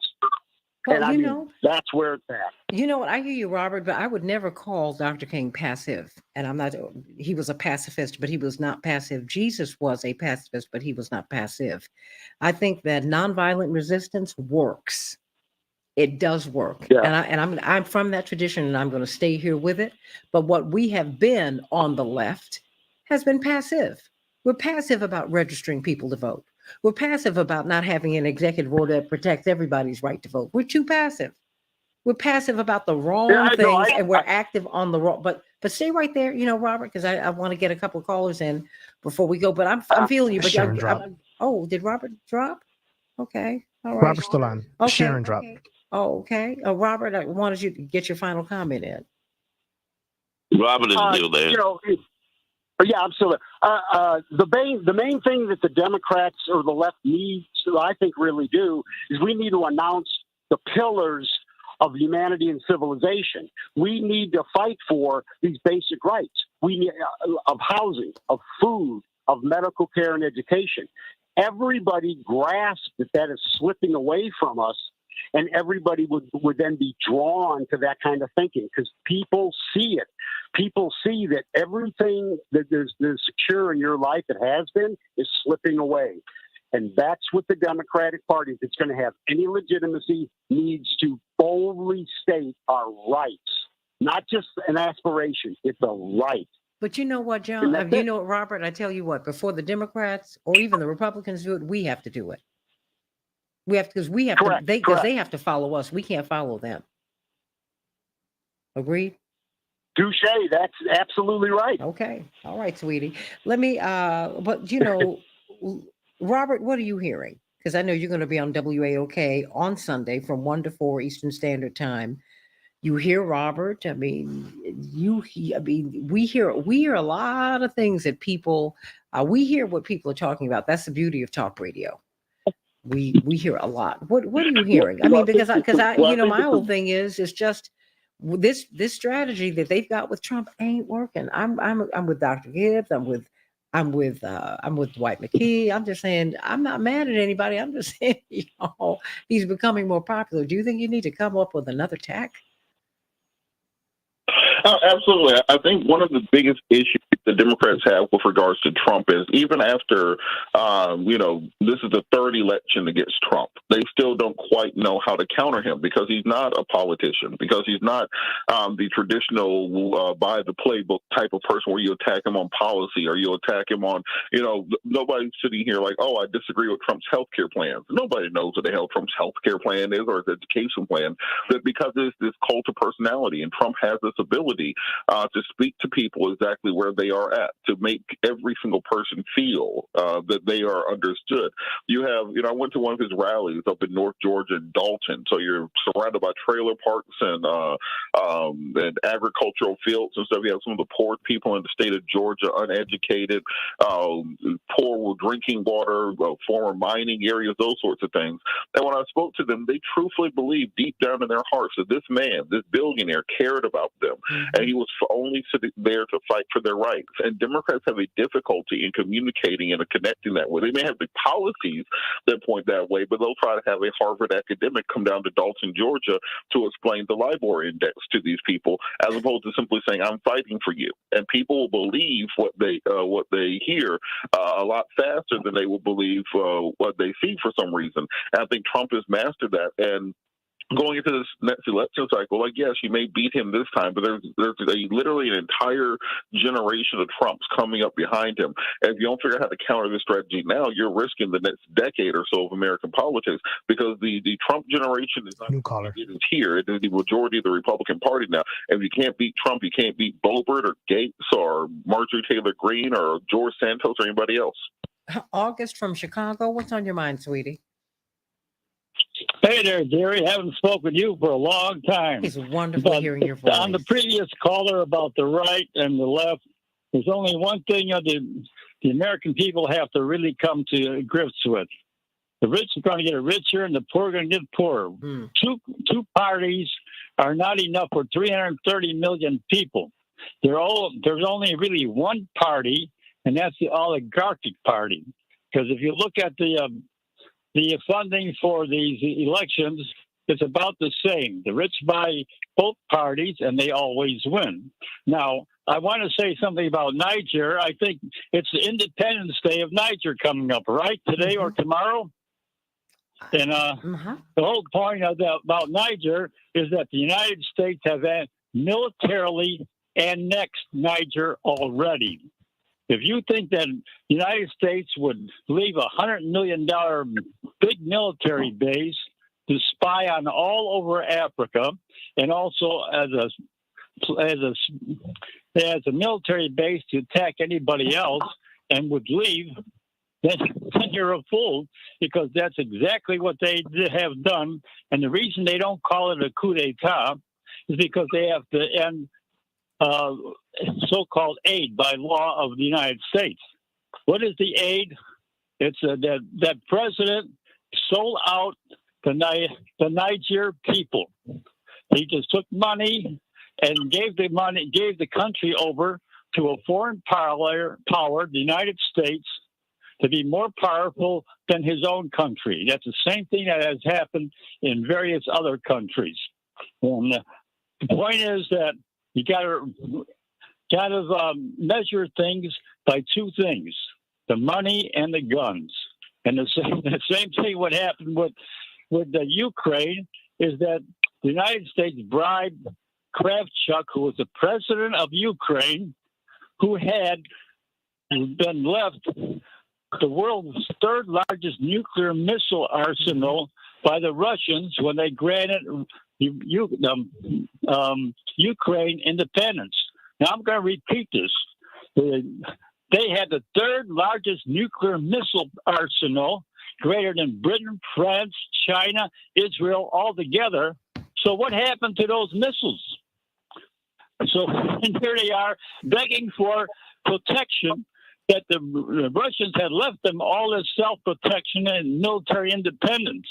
And that's the story that's not coming out. Okay. And because you would say, would the United States give up its own weapons? Give us a break. That's a laugh. But the United States is a racist run country from the Pentagon into the White House. And came out with James Baker, former Secretary of State, who said Yugoslavia we should not have a Yugoslavia of nuclear weapons. You know, and they were able to bribe Kravchuk and also for his re-election, but he lost. Sure. But then they bribed the other guy. His name is Kravchuk. Well, so if you want to know the truth about, and then Obama and Biden had that 2014 coup d'etat over the IMF, and what happened to Ukraine? The Ukraine had, at one time, it was 8 dinar, which is the Ukrainian dollar, to $1 After that, it went to 20 dinar to $1. This is just a bunch of foolish people and with leaders who will take any money. Absolutely. And they'll betray their country. Let me bring up Jewel. Those are the country. No, Billy Clinton on the air. Wait a minute. Say, how did he manage to get those weapons I want you to wait a minute, from sweetie. Get on Ukraine? hold. Get on hold because I got to get somebody else in before we get off the air. Okay, so no, stay nice right there, speaking with sweetie. you. Stay So right I'll say there. bye for now, there, Letitia. All right, precious. Jewel, what's on your mind, honey? Good morning, Santita. Hi. I just wanted to say you have a wonderful show, and I was listening, and our prayers up for everybody to stay safe. And there's some other things that we'll discuss on the side. But generally, this is the best show. The expertise that's shared. We have to make sure we vote. This is very important. The issues are extremely important, as we can all see in real time. Thank you so much for taking my call. I love you. I love you. Going to get some closing thoughts from everybody just on the Santita Jackson Show YouTube channel. There's a lot to talk about. This is why you understand that your vote matters. You got to get involved, everybody. You got to get involved. But at 3 p.m. Central Standard Time, 4 p.m. Eastern Standard Time, we're going to see what's going to happen in Washington, D.C. These are 4 charges directly related to the January 6th insurrection. What's going to happen? And I got to tell you, I mean, we can talk about this on the other side, Robert Patillo. When you have a nexus of power like the president, we've seen it happen with Reverend. You see it with Dr. King. You see it wherever with your pastor.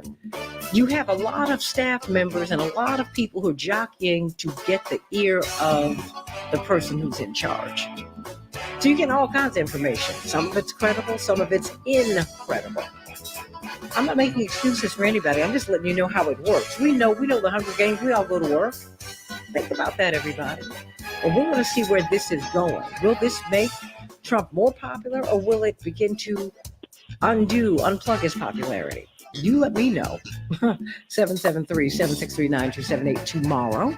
But right now, get some closing thoughts from this magnificent panel. I love you, everybody. God bless you. And have a wonderful day. Let somebody you love, let them know that you love them. Tell them. I love you, everybody. God bless.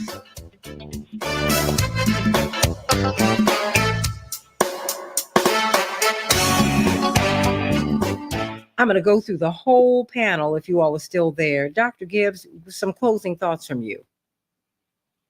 Okay.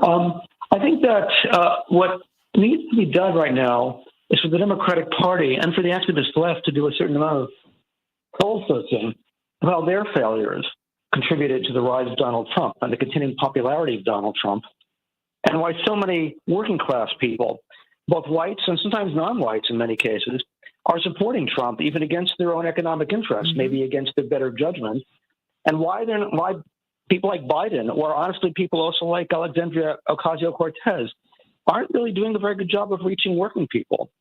And, to reevaluate their failures that led to this. And I think one of the reasons we're having these indictments is a way of avoiding that discussion and avoiding asking the difficult questions about the failures of our political system, of both parties at this point in time. And that needs to be done in order to avoid the possibility of violence, which is a very real possibility here.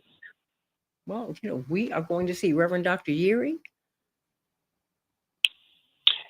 Get your popcorn. Oh boy. Do you think we're going to be entertained? Will we be enlightened? Well, the distinction is going to be that this case is being brought in the District of Columbia. Once the charges are read, we'll begin to see what the posturing is. I think the specter of a District of Columbia federal jury with these charges will be quite troubling to the former president. This is not going to be a friendly jury panel in that box. So I would be interested to see whether or not there's not a move to try to move the venue in an argument that he cannot get a fair trial in the district because of he's not going to come out and say it's because of racial mix, but he's going to call it hostility as toward him as the defendant. So I think we got to keep an eye on that. At the end of the day, it's going to require a lot of his attention and a lot of his money to be able to defend it. The bigger piece is whether or not his popularity is increasing. I'll look at his campaign finance reports. When you start moving money between your PACs, you got a little more of a problem than I think most folks are paying attention to. So keep an eye on the money. I'm watching the money, and I'm watching these numbers and listening to people, because people also are functioning at another level of political sophistication. I do believe they are less reluctant to expose their hands and let people know whom they're supporting. There's a lot going on today. A lot. People are not as naive as they have been, and they are much more aware that something is not quite right. Attorney Robert Patillo. Robert, you still there? Well, Dwight McKee, your closing thought. Well, I think that Dr. Uri is pretty much correct. There are really two trials going on. One is going to be Donald Trump on trial, but secondly, the government of the United States is going to be on trial. And people will be looking to see if it is, in fact, a power law. And in fact, there's a miscarriage of justice, and they would judge the country, including Biden, by that. And once they believe this is a two-tier system of justice, then they, in their minds, they become the patriots and the protectors of democracy. And it becomes them to bring the flag and the Bible and the cavalry. And that's, I think, what you have to look out for. I mean, that was a threat on the Capitol yesterday, that they would bomb the Capitol based on these trials. And it may be a situation for Trump, in the rest of the country, that damn if he's freed, but also damn if he loses. If he goes to jail, it may be worse than him being vindicated. If he's vindicated, he'll take the position that it was a miscarriage of justice in the first place. And if he goes to jail, he's taking the position that he's a victim of a corrupt justice system. And either way, the people are either going to celebrate or rise against the system. And like Yuri said, you can take your popcorn out. But I've lost it. If I took my popcorn out, I would keep my roller skates near, because you may have to get out of Dodge on this one, Yuri, depending on, well, there was a song that Eddie Kendricks made one time. The song say up in smoke. When we ain't got no hope, it goes up in smoke. And that's kind of on the verge of what we are. For so many reasons, Dwight. I mean, is white supremacy and racism a part of it? Yeah, but just classism in general is what, I mean, people feel like they are not getting, they're getting a raw deal. Period. When the economy collapsed in 2008, it seems like the wheels came off. They were coming off when we had the housing collapse at the beginning of the century. There's a lot going on here. And these are things of which we must be mindful. Look, I am not upset with anybody who disagrees with me, but I am weary of calling people Russian agents. You don't even know what Russians think. You don't know why they like Putin so much. You need to find that out before you start. I mean, you weren't thinking about Russia 2 years ago. You weren't. And they found out that whole thing about about Trump being a Russian agent was a lie. I mean, so just stop. If you disagree, disagree, but come up with some information so you can come up with a great counter argument. That's all I'm asking you to do. When you look at Ballotpedia, most of Trump's candidates won. Almost 90% of them won in the midterms from the ground up. You keep listening to the pundits, and no one is challenging the pundits because they're there to misinform you, to miseducate you. Trump's people won from the bottom up. They won. And you need to ask why and how. Even Obama has conceded that he is a master of the media. That is what he told. That's what he told, according to press reports. That's what he told Biden. He said he's going to be tough to beat because this man knows media. He understands people. We have to start thinking. All I'm simply saying to you is as he becomes more popular, okay, have you all thought about changing tracks? Because if you think this is making him less popular, you're mistaken. It's not. It's making his people hold on even more for a whole lot of reasons. Dwight and Robert Patillo and Dr. Gibbs, you and Reverend Yuri. Robert is gone. Look, he is gaining in popularity with black men. Dwight, is that not true? Absolutely true. Why? And,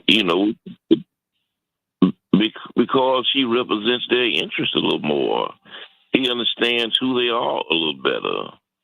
And his attitude is not as condescending as Biden's is or as Obama's was. Oh, you mean he's not going to tell you you're not black if you don't vote for me? Yeah. Oh, he's telling black men that, hey, you got a shot like I got a shot. If we get together, you can be all you can be. And these guys, when you look at reality, this is him talking. What have the Democrats really done for you? I mean, are you really better off than you've been? And I'm a deal cutter. We can really make a deal. The Democrats' attitude is that, vote for me and I'll set you free. But his attitude is, hey, we all men here. We could really make a deal. And that has a certain appeal to guys like Jim Brown and Kanye, who also see themselves as deal makers. I think that if we don't become much more sophisticated in our politics, then we become victimized by our own confusion. And I think that's where we are now. We don't understand what we're looking at. And we'll end up the victims of what we don't understand. Because when all is said and done, and I was serious about if they put him on a mugshot, he'll sell a T-shirt to make more money. Is that if you don't kill the monster, the Frankenstein monster, the Godzilla monster, if the electricity don't kill him, it only makes him stronger. And he starts out,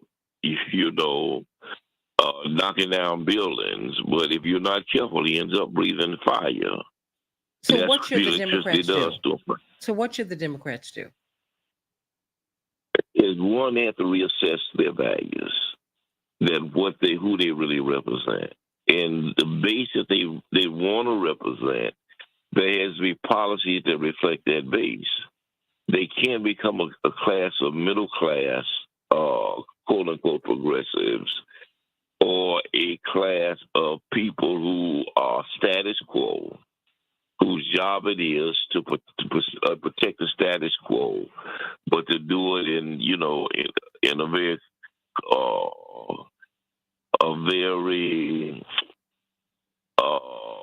progressive veneer.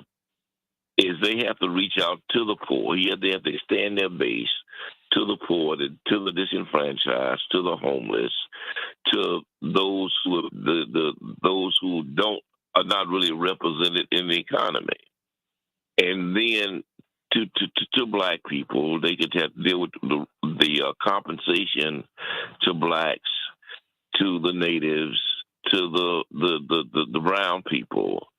People have been historically abused who were looking for them for support, who's willing to vote for them if they see a reciprocal commitment, which right now they don't see, which is why they're looking at guys like Dr. West as alternatives. They have to expand the base, but also expand the policies that represent the base. They're gonna have to do what they are doing right now is not working, Dr. Gibbs. It's not working. Well, there's no doubt that with the Democrats, there's a phrase that it's the definition of insanity to keep on repeating a strategy that doesn't work again and again. And the Democrats seem committed to that ever since Trump emerged. I mean, you have not one impeachment, but two impeachments, and then you have three indictments. And it just seems like attacking Trump rather than presenting something better is all the Democrats can think of doing. I think that the main winners of this, when you look at it, I think a caller earlier alluded to this, is the rich. I mean, we have this tremendous concentration of wealth in the country, which has not been reversed by Biden and hasn't been close to reversed by Biden. It's been barely touched, really.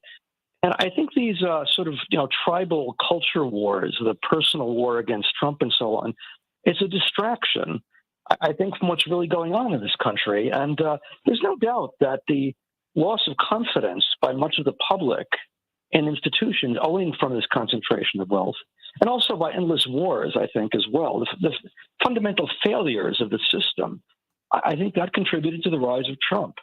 And until these failures are addressed and corrected, I don't think the Democrats are really going to be very successful in combating Trump. They'll just contribute to the division and hatred and further hatred. It'll fuel hatred. And I just don't see any point to that. I don't see any benefit to anybody from that, except the rich. The rich will benefit from that and are benefiting from it, laughing their way to the bank, you might say. And I think that, something as a general point is there is this tone of condescension, class condescension, which I do see all the time. A lot of it isn't badly intended, but the fact of the matter is the Democrats and the activist left used a very kind of condescending language when discussing politics. Words like intersectionality, the need to constantly refer to Hispanics as Latinx, when public opinion show that almost no Hispanics like the term Latinx. They don't call themselves Latinx, but the Democrats insist on using terms like that. This just doesn't work, and I don't understand why year after year they keep repeating the same mistakes. And rather than correcting those mistakes, all they can think of doing is just indicting Trump as a substitute for reevaluating in a sophisticated way what's going on and what's going wrong. Amen to that. Does anyone have any, Reverend Dr. Uri, do you have anything you'd like to add before we go? So I want to be real clear. Let's not just think that the indictment of Trump benefits the Democratic Party. The Republican establishment has been horrified by Donald Trump since he came down that escalator. And so when you think about that group that has been held hostage by the Marjorie Taylor Greens of the world, they too are trying to figure out, as Dwight has said, how to get rid of the monster. The problem is remember, Frankenstein is the doctor. So the real issue is for the system that has designed this kind of chaotic moment where it appears that the government is just running out of absolute control. Santita, I think to your point, this is the real question is for the rest of us. How long will we stay on this roller coaster ride before we finally decide it's time to get off and get back to making sure that the issues and the interests of the people are advanced? That's what this moment is about, regardless of what happens in a courtroom or in courtrooms across the country. The real question is what's going to happen in voting booths and polling places when the opportunities present themselves so that the voices of the people will not be ignored. Amen. I mean, because when you have 7 million more hungry people in America, something is going on here. And you can call me, you can say that I'm aligned with Trump, which is not true. I mean, none of that. I mean, you all need to stop that. That's too facile. The Democrats have it wrong, and Reverend Jackson tried to show them the way. And in fact, the people, the time that they've won, they've appropriated his methods, and his message, but not his meaning. Because what we ran for was to create a floor beneath which no human being should fall. None of these other people have done that, and they might have given voice to it, but that was not what their policies were trying to do. We've been trying to end poverty. The military-industrial complex has to be put in check. We have to have a peace policy. Now, if you want to have that discussion, I'm here for it. Everything else is silly. They're not going to put this man in prison forever and ever and ever because it is not to their advantage. It will tear the country apart.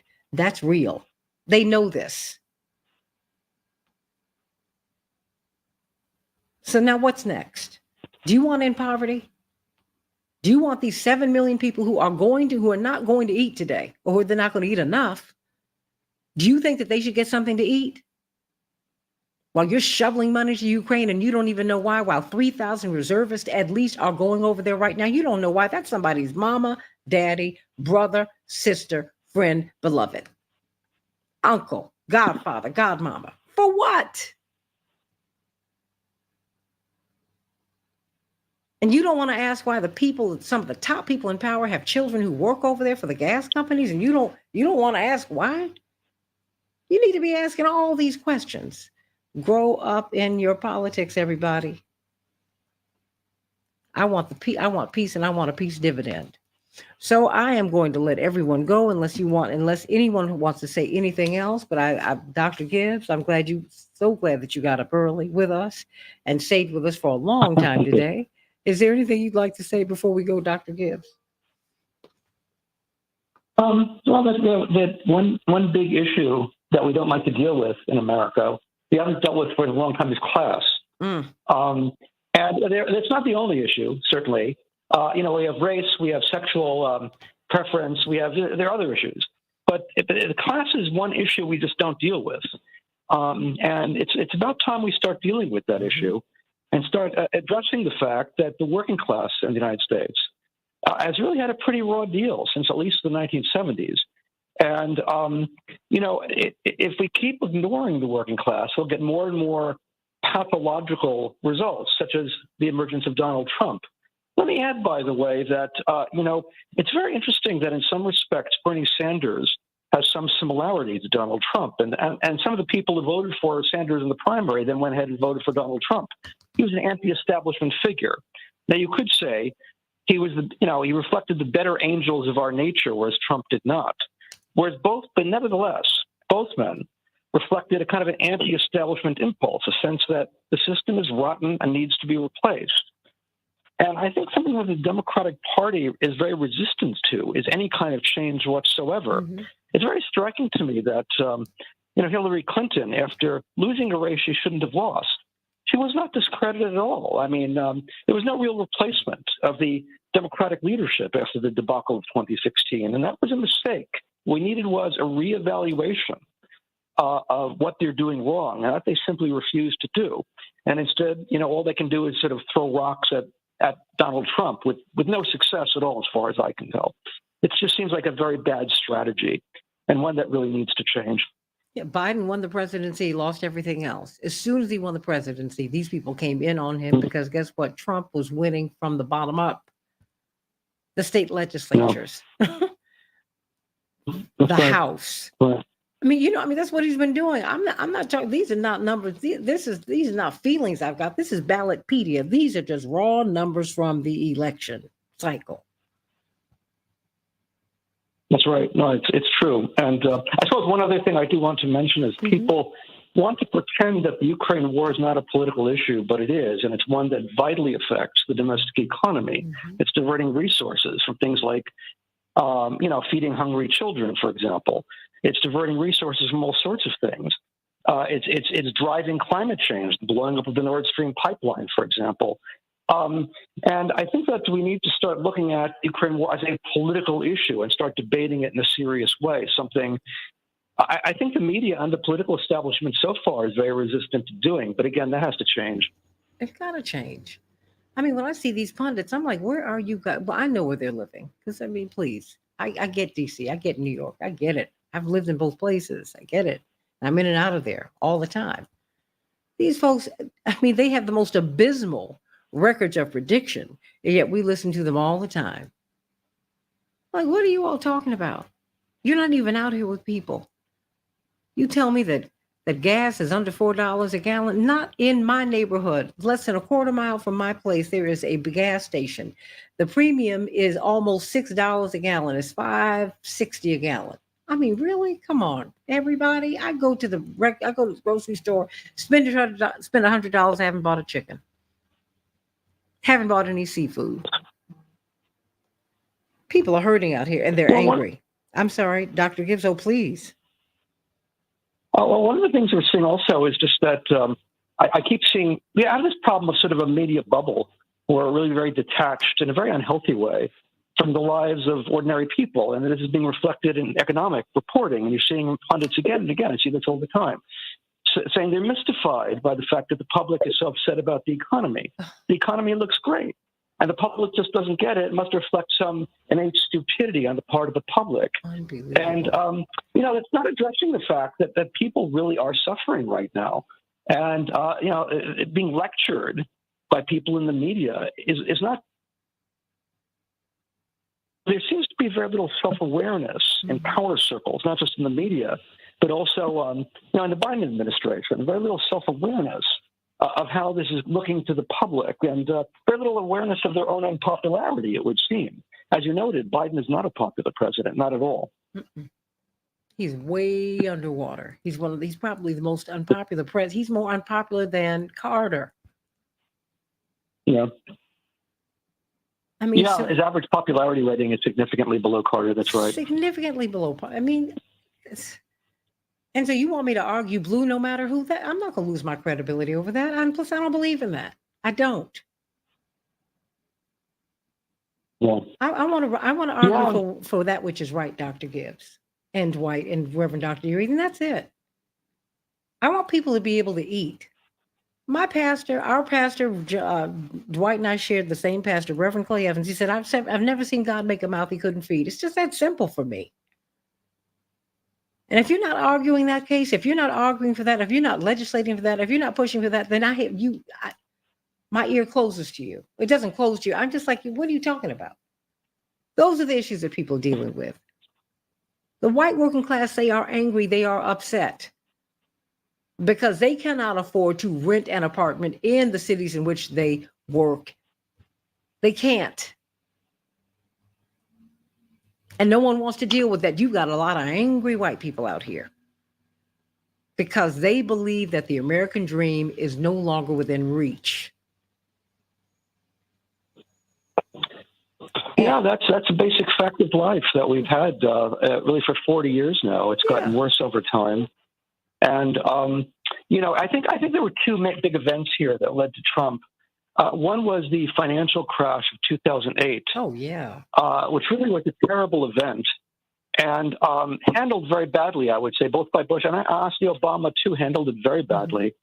It's very striking. In the first year of the Obama administration, you actually had an economic recovery, and over 90% of the benefits of that recovery went to the top 1%. It didn't leave a good impression. The second event was the war on terror. And, initially the public was very enthusiastic about the war on terror, and they were promised great things in the war on terror. It would be a, smashing victory, and also it would lead to increased security. And we all know how badly that went, how disastrous that was. And, how many, not just only people in Iraq and Afghanistan who really suffered, but also many Americans suffered, large numbers of dead and wounded from, some of the poorest counties in the country. And so I think those two events went a long way to discrediting established institutions, including both parties. And that's one of the reasons you're starting to get, the rise of people like Trump and Bernie Sanders, both of those figures. I think, came out of these twin failures and the discrediting that resulted from those failures. Well, in 2016, voters toggled between Sanders and Trump.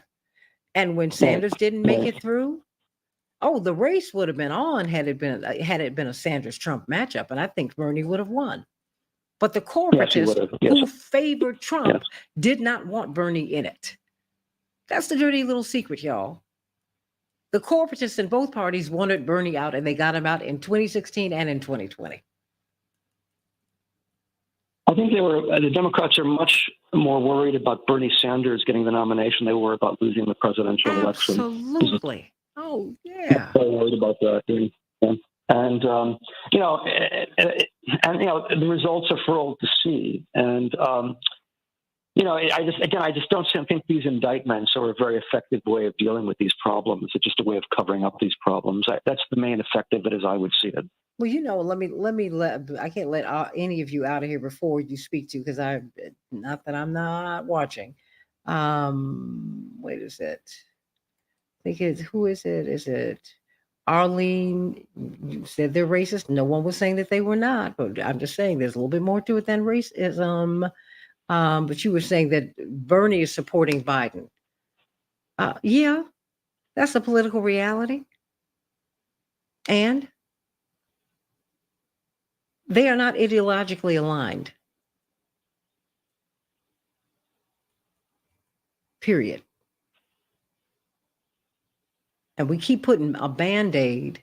Let me put it. We keep putting cold medicine on a cancer. The cancer is going to eat us alive. Bottom line. Reverend Dr. Uri, you want to say something before we go? Or do you have to go to court? You might have to. Dwight McKee, do you have something to say before we go? Praying for Stanley's family. He was one of our better friends. And he's absolutely in my prayers. Absolutely. And other than that, assalamu alaikum. And Dr. Woods died yesterday, Dr. Kenneth Woods. So, we had quite a day yesterday. And love you, Stanley. We'll miss you in this chat line. But now you are on the ultimate main line. Jesus on the main line. Tell him what you want. That's where you are now. And so just please watch out for us and make way for us. We want to do the work so that we get to where I know you are today. Resting in the arms of Jesus, basking in the presence of the Lord. God bless you. God bless you. Love you, love you, love you. And love all of you. And I love you, Dr. Gibbs. I love you, Dwight. I love you, Reverend Dr. Uri, and Mark Fancher, and Robert Patillo, and Bryce Green, and Pastor Vicki Johnson, and Dr. Shanita Knighton. I love all of you. I want to thank you for making the show what it is becoming. A real a gathering place for some wonderful ideas. And those of you, my morning stars, I want you all to start calling in, because really, it's great to be able to pivot and bring your comments on, but you need to get in the conversation, get in it. The social media thing is great, but the downside is we're not talking to each other. We type something up and you can miss something in the nuances. Really, let's start talking. Let's start calling in. Start calling in. Love you, Yvonne. And I love all of you. And thank you, Alex, for a great show. Everybody. Oops. I am out of here because I got something else I got to do today. I got to get on with the rest of my day, but I love you all so much. Have a great one. Dr. Gibbs and Dwight, we are out of here. Thank you. Oh, no, thank you. Thank you. Thank you for just